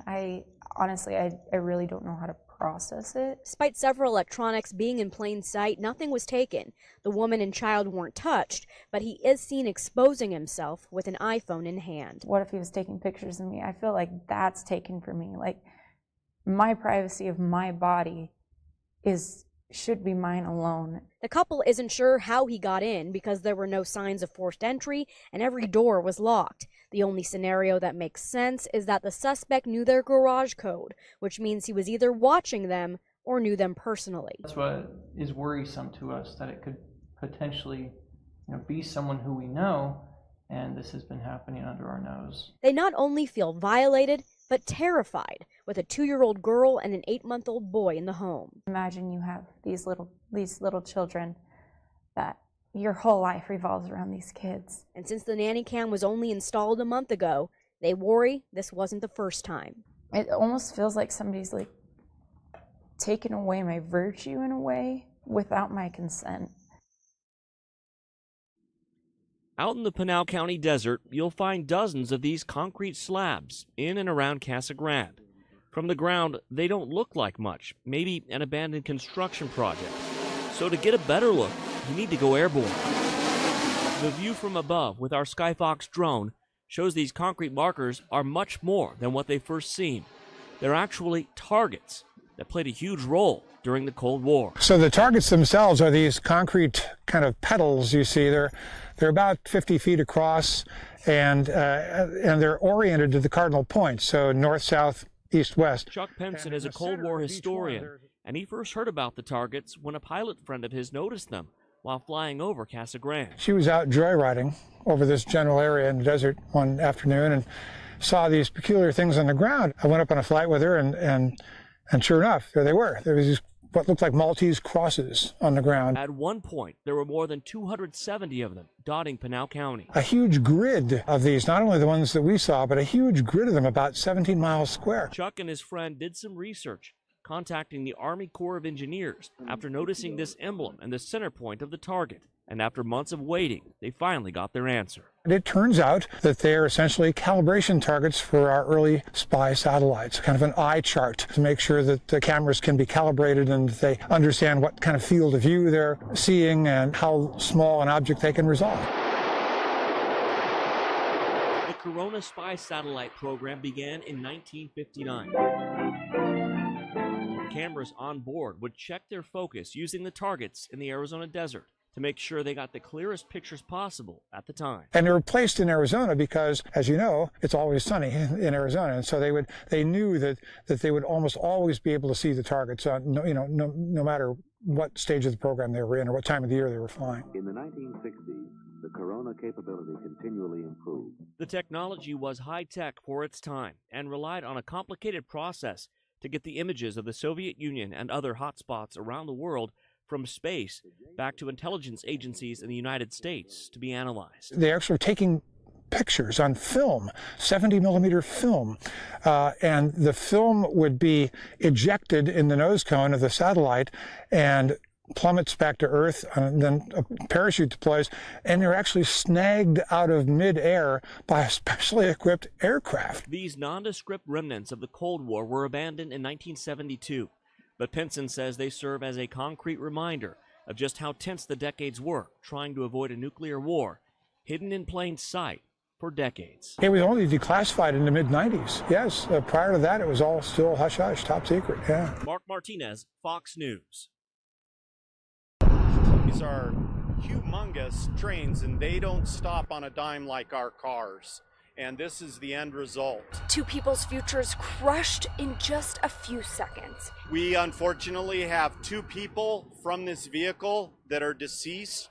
Investigators say this car was leaving a salvage yard along Highway 85 in Douglas County, crossing the railroad tracks on its way out. We don't know if there was a mechanical failure to the car or if it was the unfortunate try and beat the train.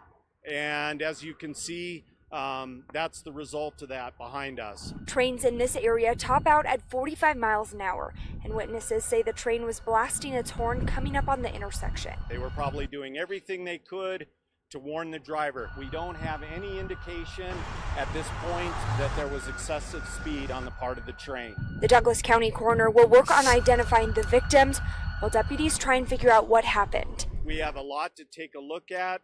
Investigators hope, regardless of what unfolded, that this crossing crash is a signal to everyone to be careful crossing the tracks. On and President Donald Trump, South Korea's news agency. All right, so just some of our top stories of the day. Pretty cool stuff, right? Yeah. All different things from the royal wedding to the stuff that's still going on in Hawaii. We're still talking about that. I feel really bad about it. Like, all those people that passed away, like, how are they going to fix that? They're evacuating, and then they're still kind of priming for these imminent explosions. They're saying lava is starting to spew out of certain, fissures in the ground and stuff. So it's like just a lot going on out there. So we're going to continue to cover that, guys, and monitor that. But okay, before we do anything else, speaking of the royal wedding, did you guys see this? Who is into this? These are potential. If you love it and you are a royal diehard fan, you can have a swimsuit with the faces of your favorite royals on them. I don't know about that. Do you think you would do that? No, honestly, I think these are kind of ridiculous too. I mean, there's so many other mementos that you can have with their faces or with their, visage in any way. Like, I don't know, these are ridiculous, but I wouldn't want my face on it. So why would I want somebody else's face on it? You can see the full picture. Yeah. And it's stretched out. I'll replay that.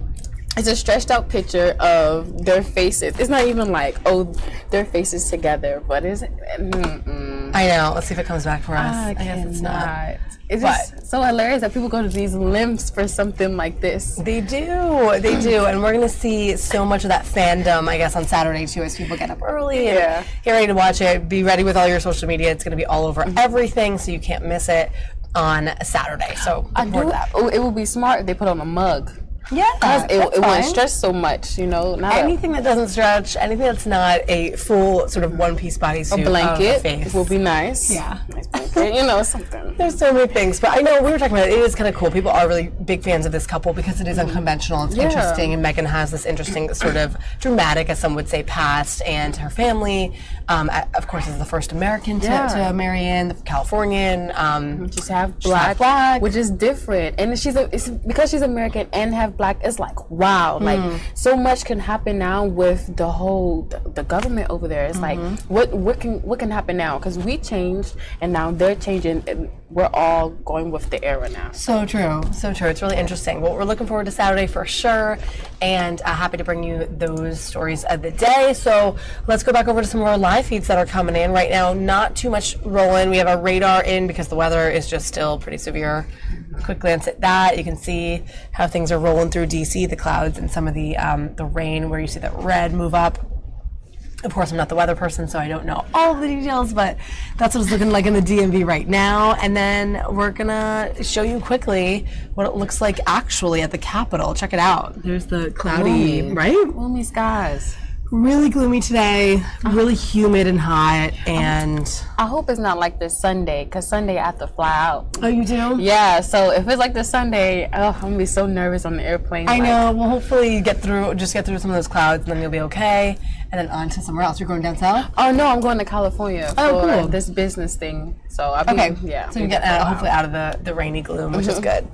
All right, guys, so let's go back over to the spacewalk that's still going on.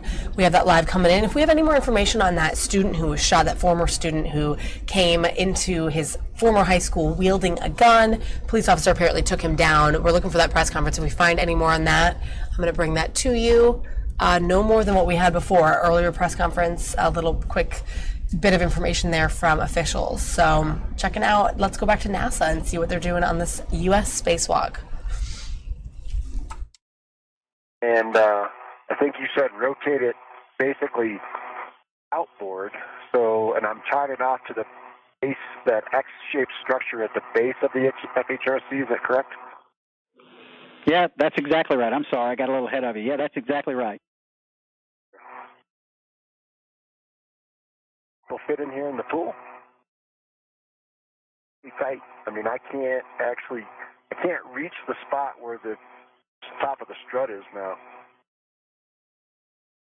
And part of the problem is the DLA is in the way. You just squeeze in there.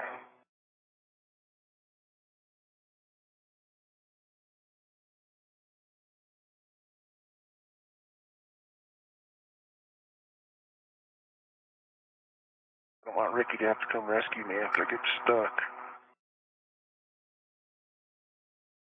Okay, here we go. I'm fully in here now.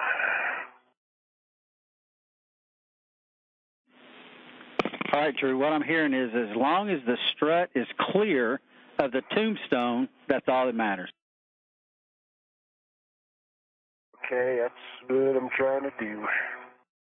All right, folks, the inner corner is done. What else you got? I'm thinking this corner right here on the Nader side, keep it out of the way too, but that's up to you guys.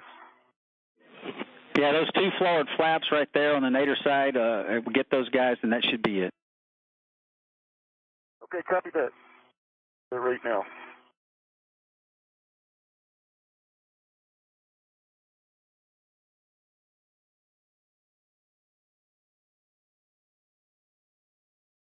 So a quick recap, these are the last two items on the Get Ahead agenda. They've completed their primary tasks, switching out pump flow control subassemblies, as well as installing a new camera and switching out a communications box. They've installed T-handles as part of a get-ahead task and removed a thermal cover. Now these final two tasks, tying down the skirt, that's right, was next to the thermal cover of the power switching unit.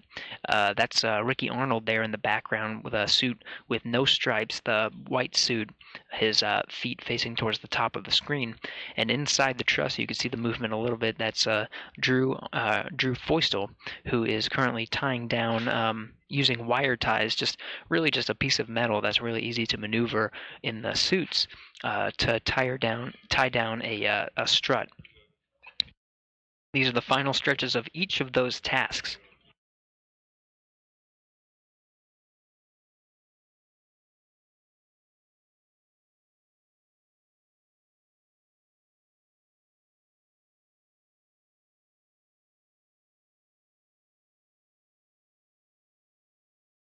Okay, Butch, here's the WVS of the whole thing.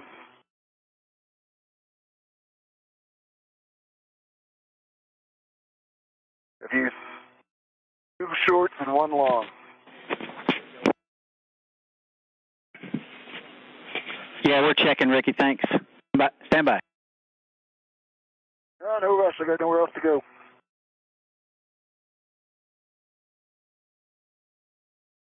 Well, except for the airlock. With this monstrosity of a bag. Yeah, well, not feeling sorry for you. Oh. I was talking actually for you, not for me, so. There's no math to it, so translating's easy. All right, Ricky, we will take some pictures if you don't mind, and we'll look at those later. Okay, is the WVS all right? Is there something you want me to do while I'm here? Right now, the WVS looks good, but the pictures will just give us a closer-up view. Yeah, see if I can get this thing to...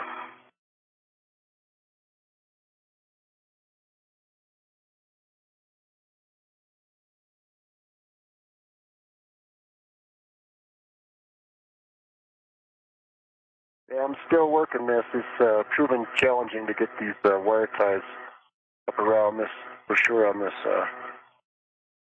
Zenith one. I'm getting there.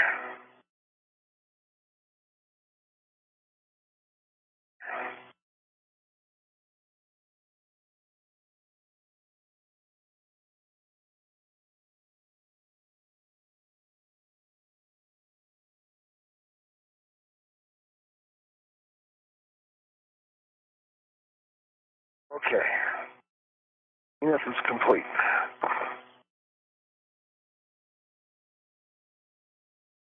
I did it. Yay. Okay, got the Zenith one, Butch. All right, Drew, if you can snap a picture or two of that, we'd appreciate it. Oh, okay. Yeah, if the geometry makes it hard, don't worry about it. Okay. Okay, just looking ahead, the Nader launch support strut, you likely will have to use the ratchet wrench, we're thinking, but you let us know what you think. Okay.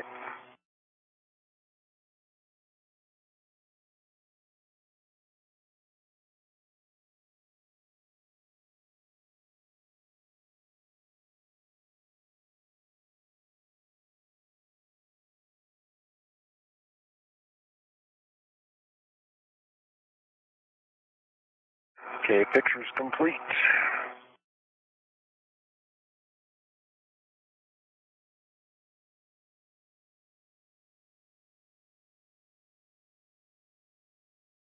What are you doing on your timeline, Butch?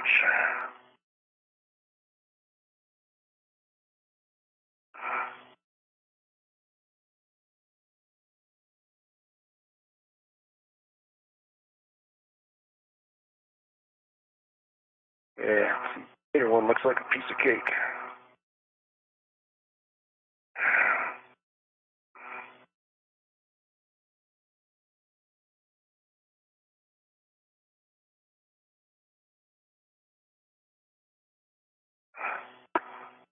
Okay, Bravo 7. So, Drew, am I hearing you're going to use the PGT? Yeah, Bravo 7 counterclockwise too, if that's the case, and that would be about 14 turns. No problem. No problem with the PGT.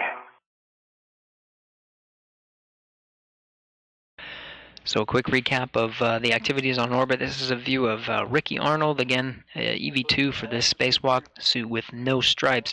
He's wrapped up tying down the components of the thermal skirt that's a part of an orbital replacement unit or a spare power switching unit over on that side.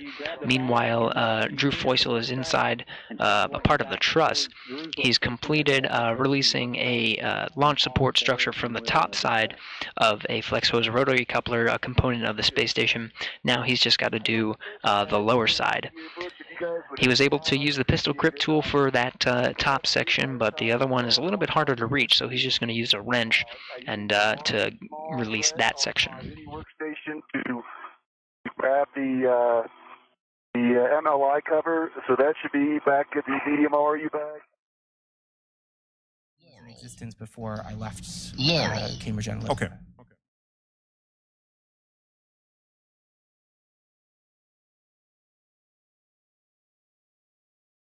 Campaign to discuss some micro-targeting techniques. In short, that's not true. I didn't meet another campaign to discuss that. If you're in reference to that data set. Well, it appears that you tried to use some of the same market as your former company. You were going to use that data for something, right? You weren't just going to leave it idle. Well, to be clear, the data was never used on any commercial. So why did you take it with you? It's not that I took the data with me. It's just that it was still in existence at the time that I left. Okay. To be clear, I didn't take any data from Cambridge Analytica. You didn't take it in the sense that it was already with you? Yes. Okay. What type of work did you anticipate that your company would perform after you left Cambridge Analytica? So I work mostly in data analytics, looking at different kinds of social trends. So after I left Cambridge Analytica, I continued working on independent projects. But to be clear, I didn't use that data on any commercial contract. But couldn't that data have proven useful in some of your work? It could have, but I didn't go on and sell it. Right, but you could have, and had you been successful with that, and had you gone on and your business become successful, couldn't you have now been at the receiving end of some of the same questions now going to Cambridge Analytica? Yes, but it didn't happen. Understood. I want to go over some statements that you've made. In paragraph 15 of your testimony, you say, and I quote, "When I was at SCL and CA, I was made aware of the firm's black ops capacity, which I understood to include using hackers to break into computer systems to acquire compromat or other intelligence for its clients. The firm referred to these operations as special intelligence services or special IT services." How did you learn about these black ops capacities? Alexander Nix told me. And who, as a practical matter, was involved in these black ops? My understanding was that in some of the projects that SCL Group had in different parts of the world,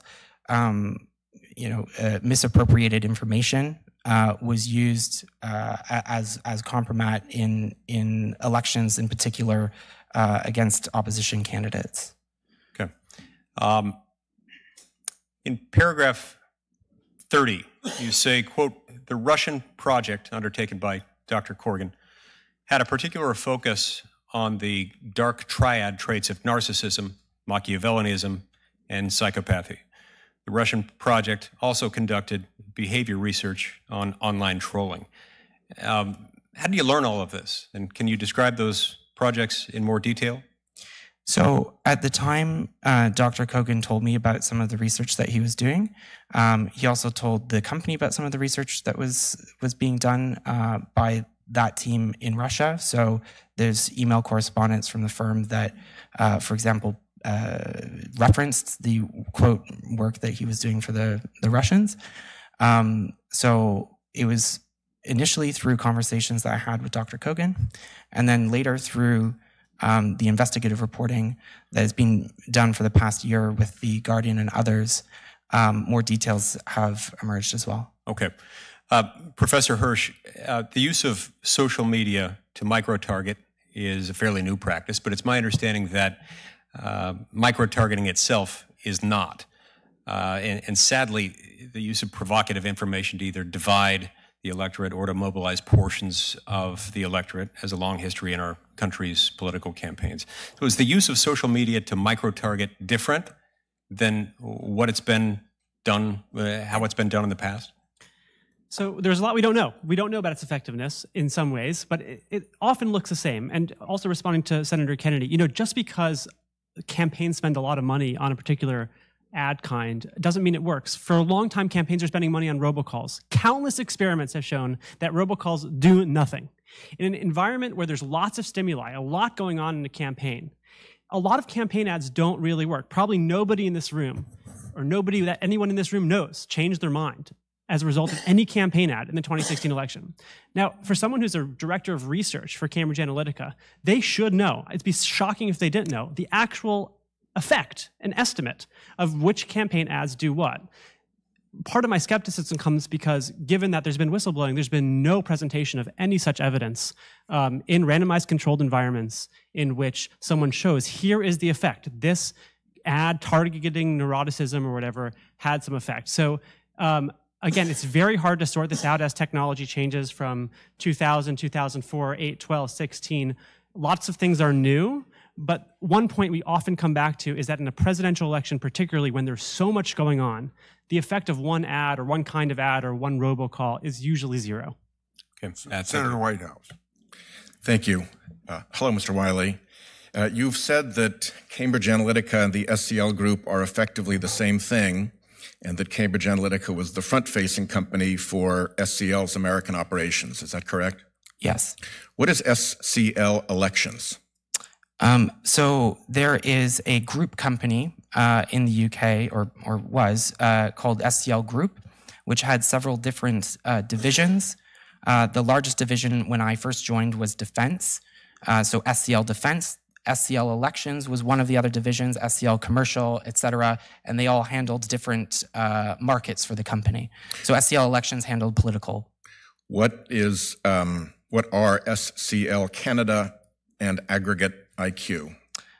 Those were subcontractors that were set up during the time that I was there to build out software infrastructure. They played a very significant role in building the actual infrastructure of Ripon, the software product Ripon. Are they essentially the same entity, SCL Canada and Aggregate IQ? You could think of them like a franchise.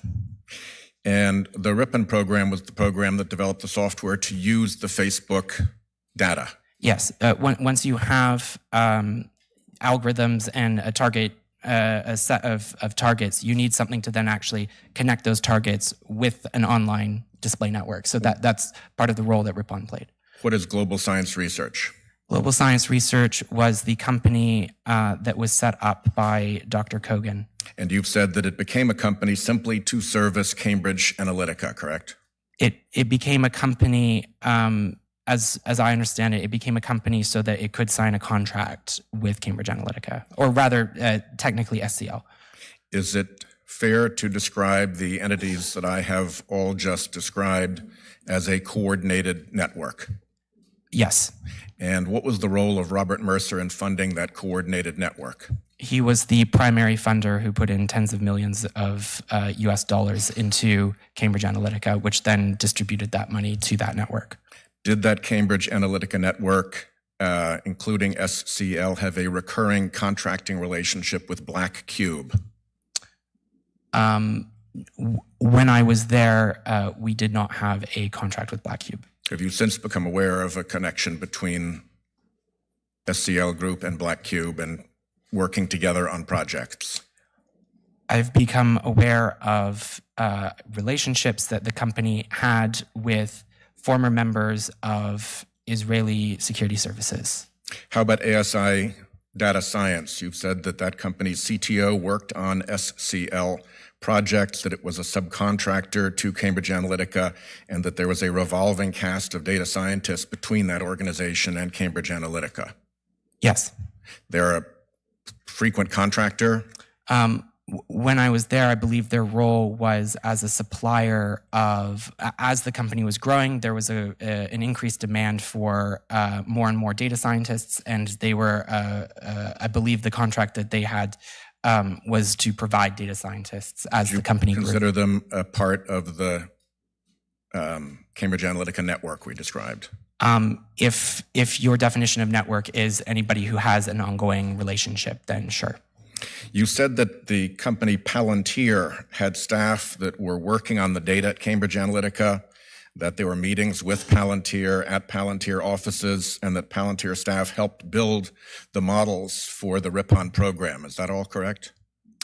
Yes, although to clarify, Palantir said that all of the work that was being done by Palantir staff was done in a personal capacity. So let's just take, I've got a minute left, let's just take a quick look at Brexit.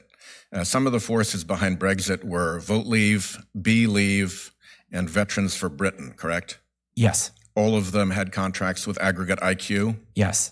Is there anything peculiar about their contracts with Aggregate IQ? It's highly suggestive of coordination and data sharing, but that is currently being investigated by the Electoral Commission in the UK. Because Aggregate IQ would have been really hard to find at the time. It didn't even have a website, correct? It didn't have a website, no. And do we know that Vote Leave actually funneled money into Be Leave and into Veterans for Britain that then went to fund Aggregate IQ contracts? Yes, we do. Do we also have connections between Leave.eu and UKIP and Eldon Insurance? Yes. Related to AIQ's Brexit efforts? Or not to AIQ's Brexit efforts, but rather that side of the Leave campaign engaged with Cambridge Analytica. Cambridge Analytica directly. Okay, well, my time has expired. I will, if there's a second round, I'd love to have one. Senator Cornyn, and then it'll be Senator Klobuchar. I'm going to step out for a few minutes, so at the end of his 5 minutes, you take over. Mr. Wiley, let me start with you, please. The sort of data mining that you've been describing and the targeting of messages has multiple applications, correct? It could be a commercial application. For example, when I buy something on Amazon or a movie on Netflix, they can send me information about something else I might like. It can be used to persuade people in a political campaign for or against a candidate or for or against a particular issue. And it also can be used for covert information operations by governments, correct? All of that is correct, yes. Data is like any kind of tool. You can use it for various means, some very beneficial and legal and others not. Right. So did SCL or Cambridge Analytica serve all comers? In other words, were you open for business to whoever wanted to purchase the services, or was that, did they? That was the impression that I got. Alexander Nix was quite keen on selling contracts. However, after Robert Mercer put his investment into Cambridge Analytica, I do know that we weren't, the only restriction that we had was to not work with Democrats. Okay, okay. Well, like, for example, Fusion GPS is much in the news, and they provided opposition research to the DNC in the against the Trump campaign. The data itself and the means by which you analyze it and use it is pretty much agnostic, correct? In other words, you can use it for or against a political candidate, a product, or for an information campaign, like we said. Yes. Okay. So, Mr. Zuckerberg, when he was here the other day, he kept saying, we don't sell data. And I responded to him, well, you clearly rent it. I don't know whether that's a fair characterization or not. How would you characterize the social media platforms like Facebook use of personal data? They say they don't sell it. How would you characterize it? They've created a platform that encourages the use of data. So it's true that you can't go to Facebook and simply buy Facebook's data, but they make it readily available to its customers via its network of applications, or the fact that the layouts of people's profiles on Facebook makes it very conducive to scraping data, for example.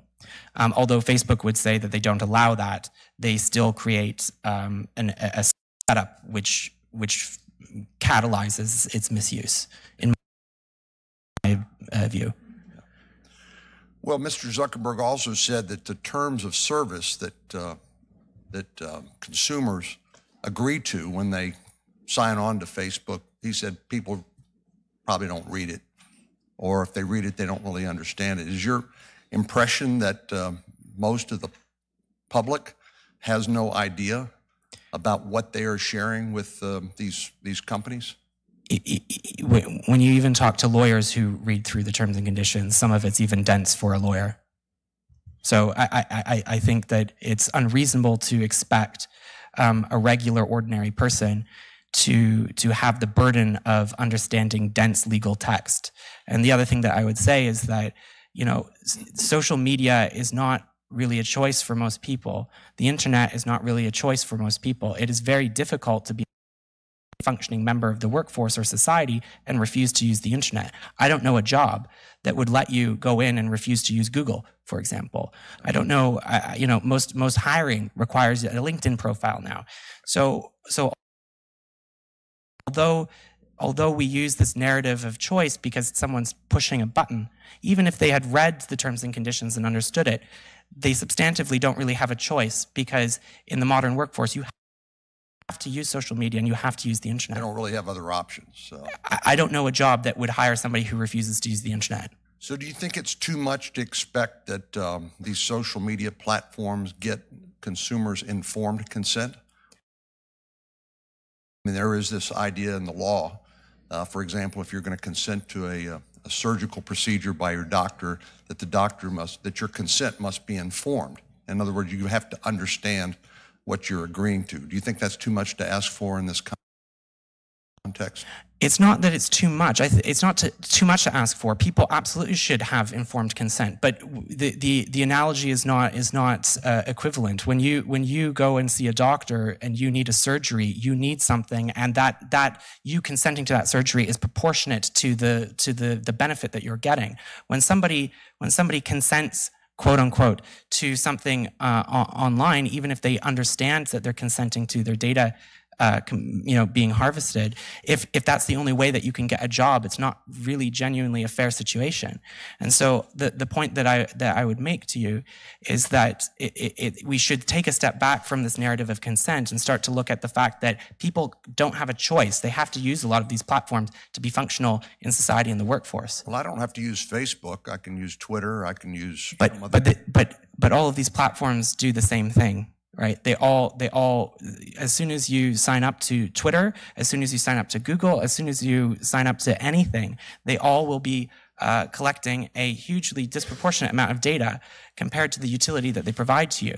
And further, the other thing that I would say is that when you're looking at technology, you know, there's a question of not just informed consent in the present, but reasonable expectations in the future. When I first signed up to Facebook, it didn't have facial recognition. I posted all of my photos, and then Facebook developed facial recognition algorithms that then can go and search the internet and find other things that I'm doing, right? So it's not a question of just informed consent. It's about, is it proportionate to the benefit that the consumer is getting? Is it reasonably expected in the future, if there's future developments in that technology, that the consumer did actually consent to that at the time? And more broadly, this narrative of consent is slightly problematic in the sense that when people have to use these platforms, it doesn't matter whether or not they understand. If they have to use it to get a job, they will still use it. And so we are sort of coercing and compelling people to hand over a lot of information, which not only now could be dangerous, but you have to imagine in the future also what the developments of technology, what developments we'll see moving forward, and what kinds of risks we'll be exposing to people 10 years from now when that data about them still exists. Well, my time is up. I would just conclude by saying that companies now can and do market their services and products based upon people's expectations of privacy. And so if consumers are fully informed about what they're doing, what the consequences are, they can make their choices. It may create markets for other alternative platforms where people's data will be more protected. Okay. Thank you very much, Mr. Chairman. Thank you for your succinct answers, Mr. Wiley, and they're to the point. Last month, Senator Kennedy and I introduced a bill to protect consumers' privacy online, and included in that bill is giving consumers the right to control their own data by allowing people to opt out of having their data collected and requiring companies to notify consumers of a privacy violation within 72 hours. You've previously expressed support for allowing users to opt out of all targeting criteria in 3 clicks or less, as well as rules to require the data collected by each app be proportional to the app's actual purpose. Would Cambridge Analytica have been able to harvest the data of Facebook users and their friends if the users had opted out of having their data tracked by Facebook? It would. Well, the problem was that Facebook had set up applications that physically allowed the collection of friends' data. So one of the other things that I would say is that in addition to giving consumers rights, we should be putting obligations on companies themselves. So a principle of privacy by design, which treats privacy as an engineering problem, as a safety problem, would also be incredibly beneficial because privacy is not just a governance issue or a terms issue or a policy issue. It's a physical engineering issue when it comes to software. And do you think that they would just do that on their own, or do you think it would be good to have some? Thank you. That is my response to one of my friends on the other side of the aisle and why Senator Kennedy and I have proposed this bill. Secondly, the Honest Ads Act, a bill that I've done with Senator McCain and Senator Warner. I understand you've supported the idea that there should be more transparency of political ads. Absolutely. You know there's no requirements in place. In your written testimony, you stated if a foreign actor dropped propaganda leaflets by airplane over Florida or Michigan, that would universally be condemned as a hostile act, but this is happening online. As you know, Facebook, Twitter, Microsoft are now supporting my bill, and they are taking measures to disclose these ads, especially Facebook. Do you think that this patchwork of voluntary measures, though, will be the answer? No, I think that just in the same way that we require safety standards and everything else that we care about, we should be requiring safety standards and transparency standards in software and online platforms. Thank you. At last month's hearing, I asked Mr. Zuckerberg if Facebook had determined whether the up to 87 million Facebook users whose data was shared with Cambridge Analytica were concentrated in certain states. Mr. Zuckerberg said that he would follow up with a state-by-state breakdown of those users. I want to ask if you have any knowledge as to whether those Facebook users were mostly in any particular states. I can't say off the top of my head what the density was in each state, but I do know that there were particular focus. There was a particular focus on states from the company's activities on swing states and states that were winnable by Republicans. States like Wisconsin, Michigan, yes, Pennsylvania. And we again await that information from Facebook. Mr. Wiley, I also asked Mr. Zuckerberg whether any of the roughly 126 million people who may have been shown content from a Facebook page associated with the Russian troll farm, the Internet Research Agency, were the same users whose data was shared with Cambridge Analytica. He replied that he believes it is, quote, entirely possible that there will be a connection there. What can you say about the potential for any overlap between the Facebook users whose data Cambridge Analytica obtained and the users who were shown content from the Internet Research Agency? The thing that I would say is, so firstly, I didn't ever deal with the Internet Research Agency, so I can't comment specifically on that entity. But to your point, my concern is that information either may have been shared or indeed misappropriated, again, at the second instance, by a Russian entity from Cambridge Analytica.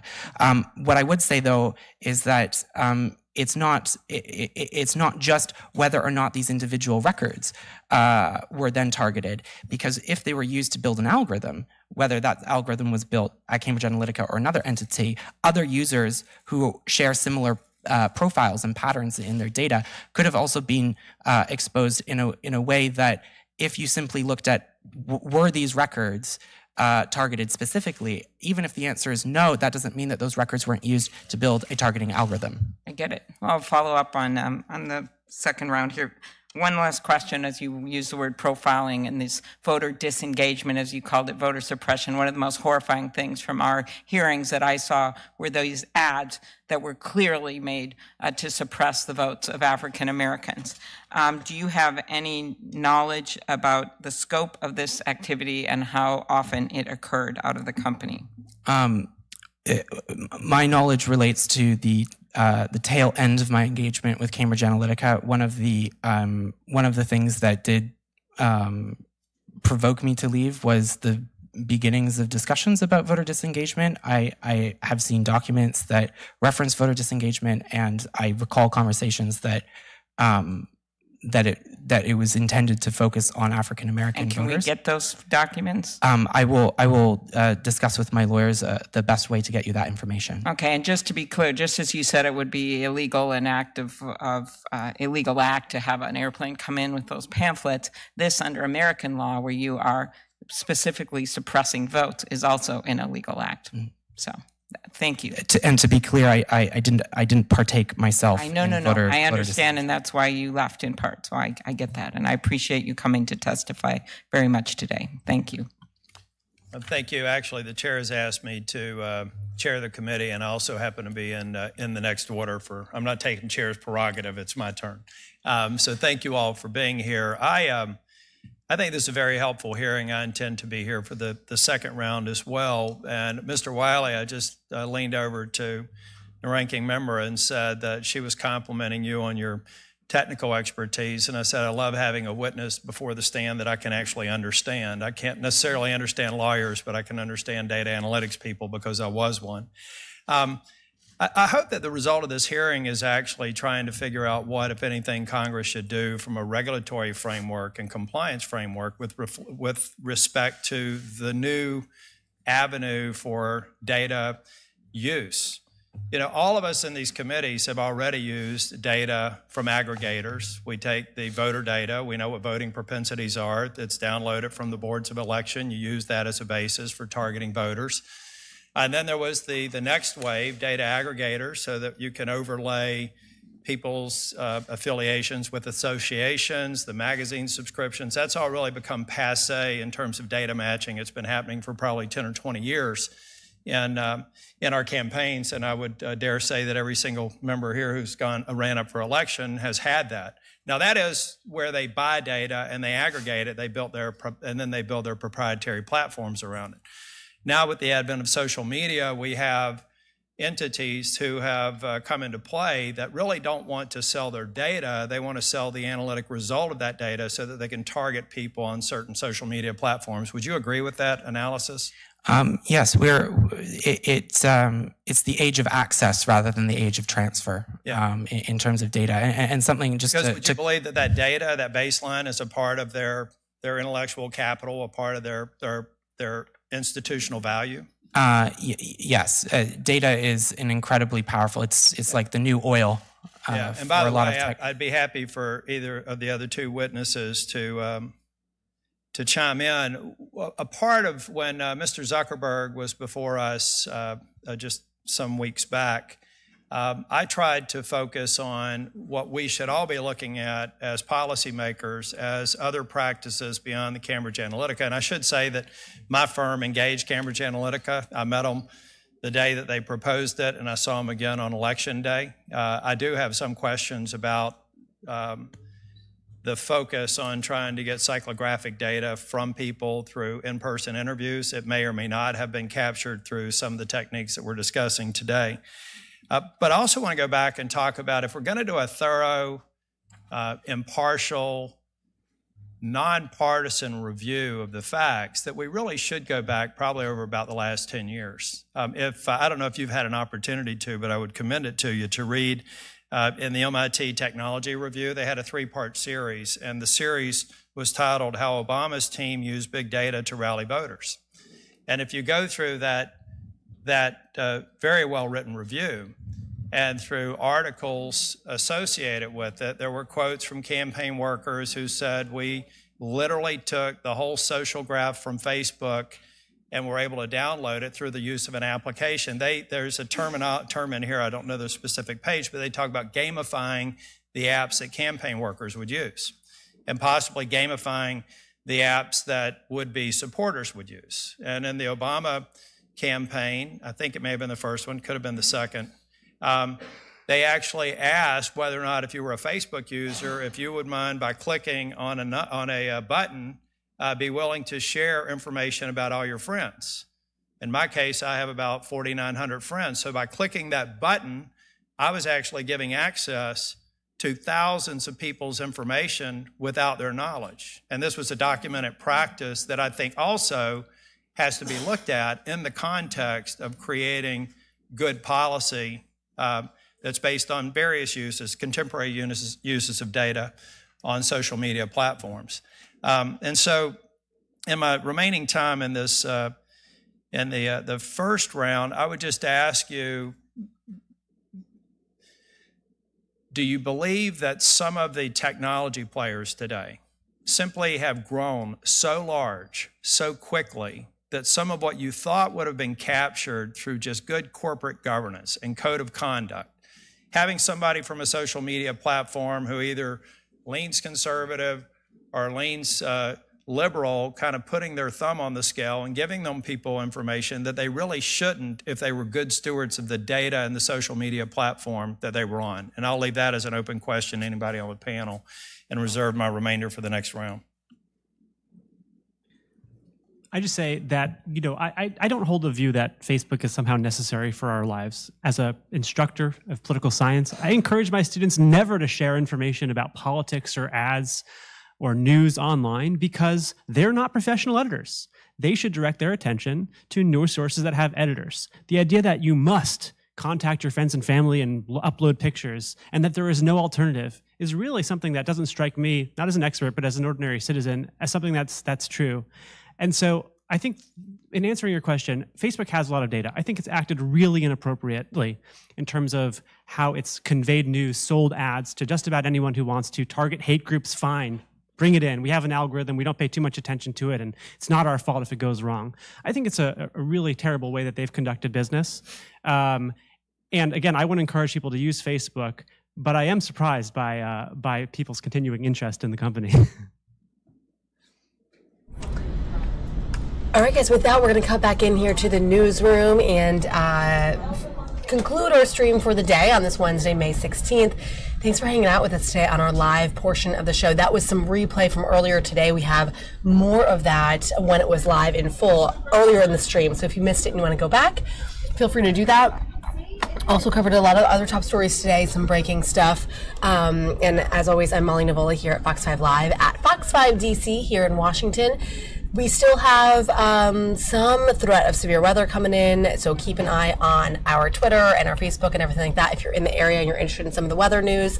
And other than that, Sam is off, so we're not going to have a continued on stream this afternoon, but we'll be back tomorrow, as usual, at 11:30 for live news, whatever's happening here in the DMV and around the nation and around the world. And we'll bring that to you live as always. So with a quiet, sort of cloudy, gloomy Wednesday afternoon looking at us today, it's 2 o'clock Eastern time. We're going to catch you guys again tomorrow. We'll give you a live look at the White House right now, what it looks like, and we'll be back with some more news tomorrow. So thanks for watching. Thanks for hanging out. We'll catch you then.